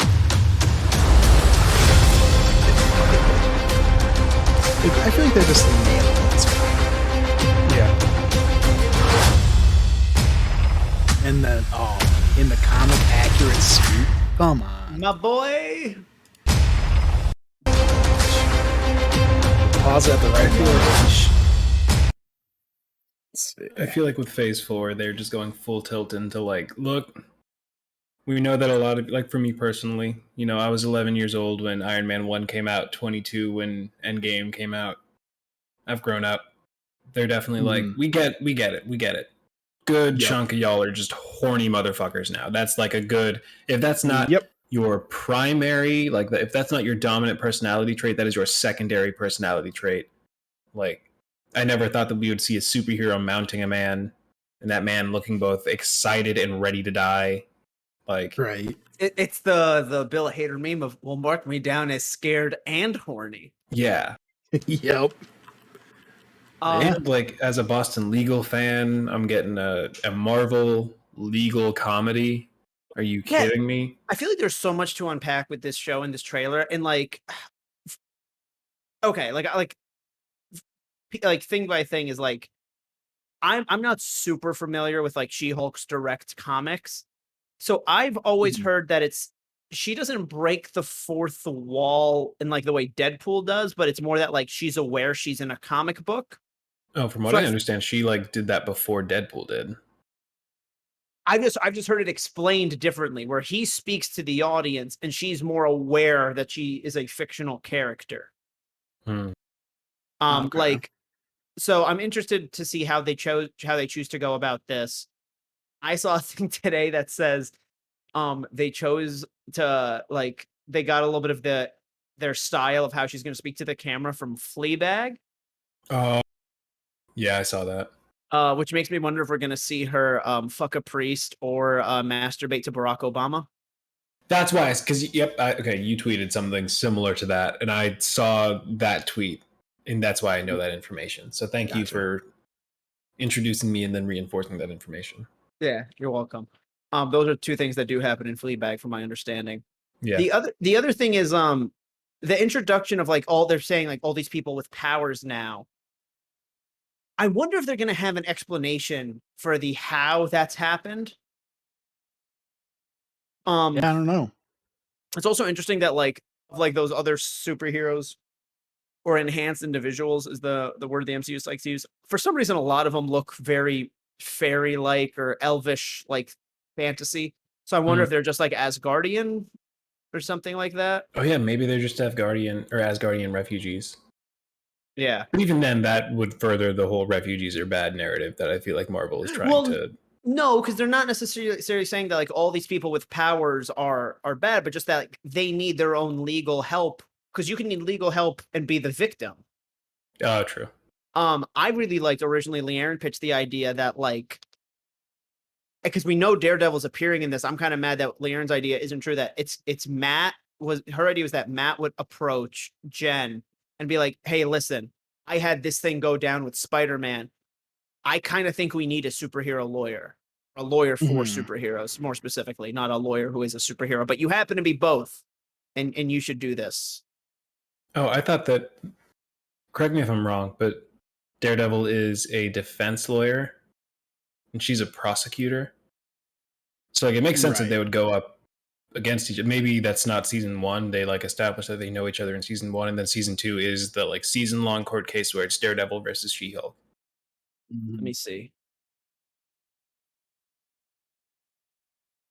Yeah. Yeah, I'm excited either way. Whatever happens, I'm going to watch it. As long as they nail the comedy, like that's really what I'm going in for. I'm not looking for high stakes. I'm not looking for fantastic action. If I get those things, awesome. But like, make it fun, make it funny. I'll be on board. Yeah. And we've got a new photo as well, and it's coming out August 17th, so we don't have to wait too much longer. Nice. So, yeah. I guess that's it for She-Hulk. Now we just got some show logos, which we've seen a couple, but we got Echo, which is the continuation of the storyline from Hawkeye, coming summer 2023. Jennifer Walters is just a senior attorney at one point with like a nature law group, and other people are saying that she's also criminal defense. Yeah, Aaron Roots is saying that she's a criminal defense. Well, okay, never mind then. Yeah. Yeah. All right. So yeah, we got Echo summer of 2023. So basically a year from now, we'll probably be having the show. Excited for that. Have seen this show. Next we've got Loki season 2, which I thought it would have used a little different logo treatment, but yeah, that's definitely Loki. Definitely Loki. Yeah. So yeah, there was a behind the scenes photo of them in like a 90s McDonald's. Oh jeez. Then also summer 2023, so we're going to be getting this and Echo pretty much back to back, it seems like. More Sylvie, yes, agreed. She killed that role in season 1. We got the Marvels image here. Oh, redirecting. There we go. Nice high res image. Yeah, I really like the way they've added in Kamala's S. Yep. That's I think it's a different character in Arabic, but they're using it as the S here. It's the logo on her costume. And yeah, we have the Captain Marvel logo in the A. I heard like somebody was saying the spectrum, like for the blue in the background. Oh, yep. Yeah. Also, Aaron, and just put Sandra Bullock in the MCU, not even as a character, just as Sandra Bullock. Oh yeah. Yep. Just have her be in all the war room meetings. Yep. Got Blade, November of 2023. So close. Dope logo. Where they just literally just cut all the letters down. So cool. Then let's see what we got. What? Because the B's cut off, it looks like it's 3 laid. Oh, okay. Gotcha. Got Ironheart, which you got a couple other pieces of information on, but it's coming fall of 2023. So again, don't have to wait too much longer. We've got our first a whole year before she's after she's introduced, because she's showing up in Black Panther: Wakanda Forever. Jordan. It's not new information. I know it's not new, but let me do my thing. Yeah. But yeah, so there she is in Wakanda Forever, and so it's going to be about a year until we see her in her solo show. Yep. Which there's been a lot of people that are putting the correlation of Tony in the cave. They put Tony in the cave, yep. Oh yeah. And then something that was really cool I happened to see yesterday is we've got a Funko of her Mark 1 armor. That looks so fucking cool. I love makeshift armor like that where it's not complete. Uh-huh. Yeah. Like I love in Iron Man 3 when Tony just is getting the armor piece by piece together. One of my favorite costumes in Marvel's Avengers is the one where it's just the VR headset and the arm. Yeah. Yep. Yeah, it looks like so this. I fuck with this a lot. Thrusters. You got like an arm cannon there. Got some, looks like maybe some rockets. So yeah, that's a good Mark 1 from what we can tell of this Funko. And then yeah, so we got just Agatha Coven of Chaos. It was renamed from Agatha House of Harkness. Releases winter 2023 or 24/24. Yeah, it was the old subtitle House of Harkness that made me think that one took place like in the past, like in that flashback from WandaVision. So maybe things have changed and that's why it's now Coven of Chaos. Yeah. I can see that. And then, let's see, Captain America New World Order. Or no, sorry. Oops, skipped over. The best one. Daredevil Born Again. Cast of Charlie Cox will return as Daredevil, and Vincent D'Onofrio is confirmed to be returning as Kingpin. Show is going to be 18 episodes long. Ooh, daddy. Mm-hmm. And a dope. How much of the Netflix series do you think is going to come into play? All of it. Yeah. I'm hoping. So you better get watching, Aaron, because I've seen your tweets. You need to watch it. And it's very good. Jim Tasty. Yes. Shouting out. I know Brett said. Brett. Brett said that I think he said he was going to start again this week, though. Wonderful. So. Yeah, if I said 18 episode first season. Ooh. Okay. And we got probably one of my favorite logos from. It's just a clean logo. May 3rd, 2024. Like I said, very reminiscent of Top Gun. Yeah, because it's got the little things on the sides. Mm-hmm. And then, let's see, down to our last couple, we've got the Thunderbolts, which I saw a TikTok last night that basically they had like a really cool like animation they had when they were doing the Phase 5 reveal that kind of showed this, like, you see all these like cracks through the logo, showed it like all like coming together. Exactly. Nice. Yeah, it was really cool.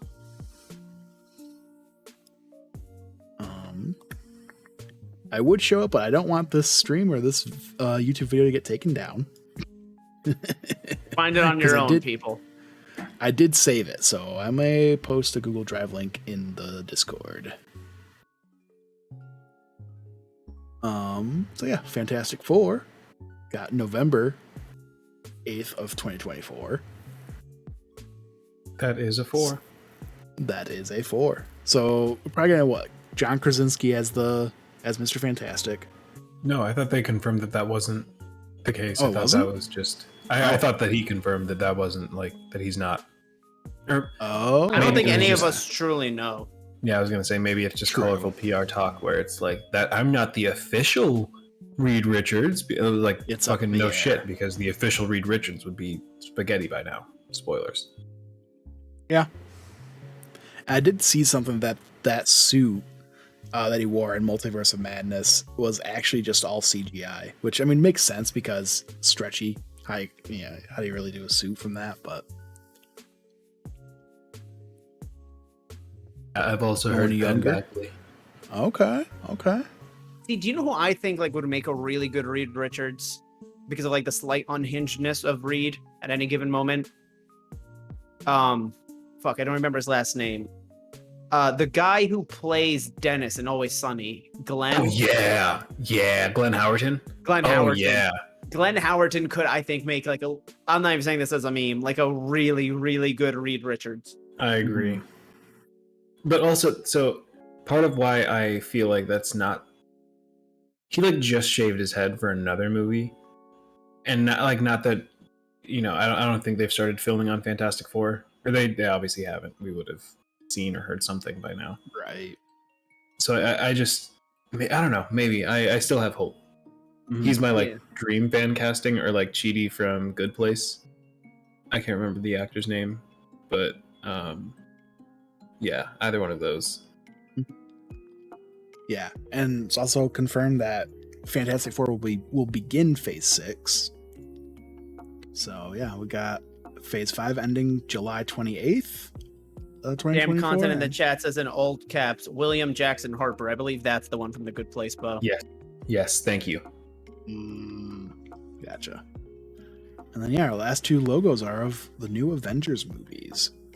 Got Avengers Kang Dynasty, which you can see the hints of the green, to kind of go along with his like purple, bluish, green. Time Stone. Yes, the Time Stone. Yes, multiverse. I was going along with like Kang's color scheme. And you say before you brought up like the two different logos, or like you could bring up Secret Wars now, but like you were talking about like how different they are. To be fair, Infinity War and Endgame's logos were fairly different as well, like in terms of color scheme. True, but I was just thinking because these are so close together. Yeah. In terms of release, like I feel like you would almost want to have something. Yeah, because like they're both at least like goldish, whereas this is like stark different. It's like one's like blue and green. This is black and white. Yeah, so shit must go down in Kang Dynasty. But yeah, that's everything we went through for Comic-Con. So hype. Yeah, we've got Marvel fans got a lot to look forward to in the next few years. We eating good. Indeed. Yeah. So what were you guys' favorite announcements from Comic-Con? Symbiote suit in Secret Wars. Timing checks out. We know that the symbiote is in the MCU now, thanks to Tom Hardy's very brief cameo. Yes. It could, probably will happen. I'm sure Kevin Feige's trying to figure out a way to get Sony to play ball with that. Do you think we get it in Secret Wars, or do you think that we have it already established so he's using it in Secret Wars?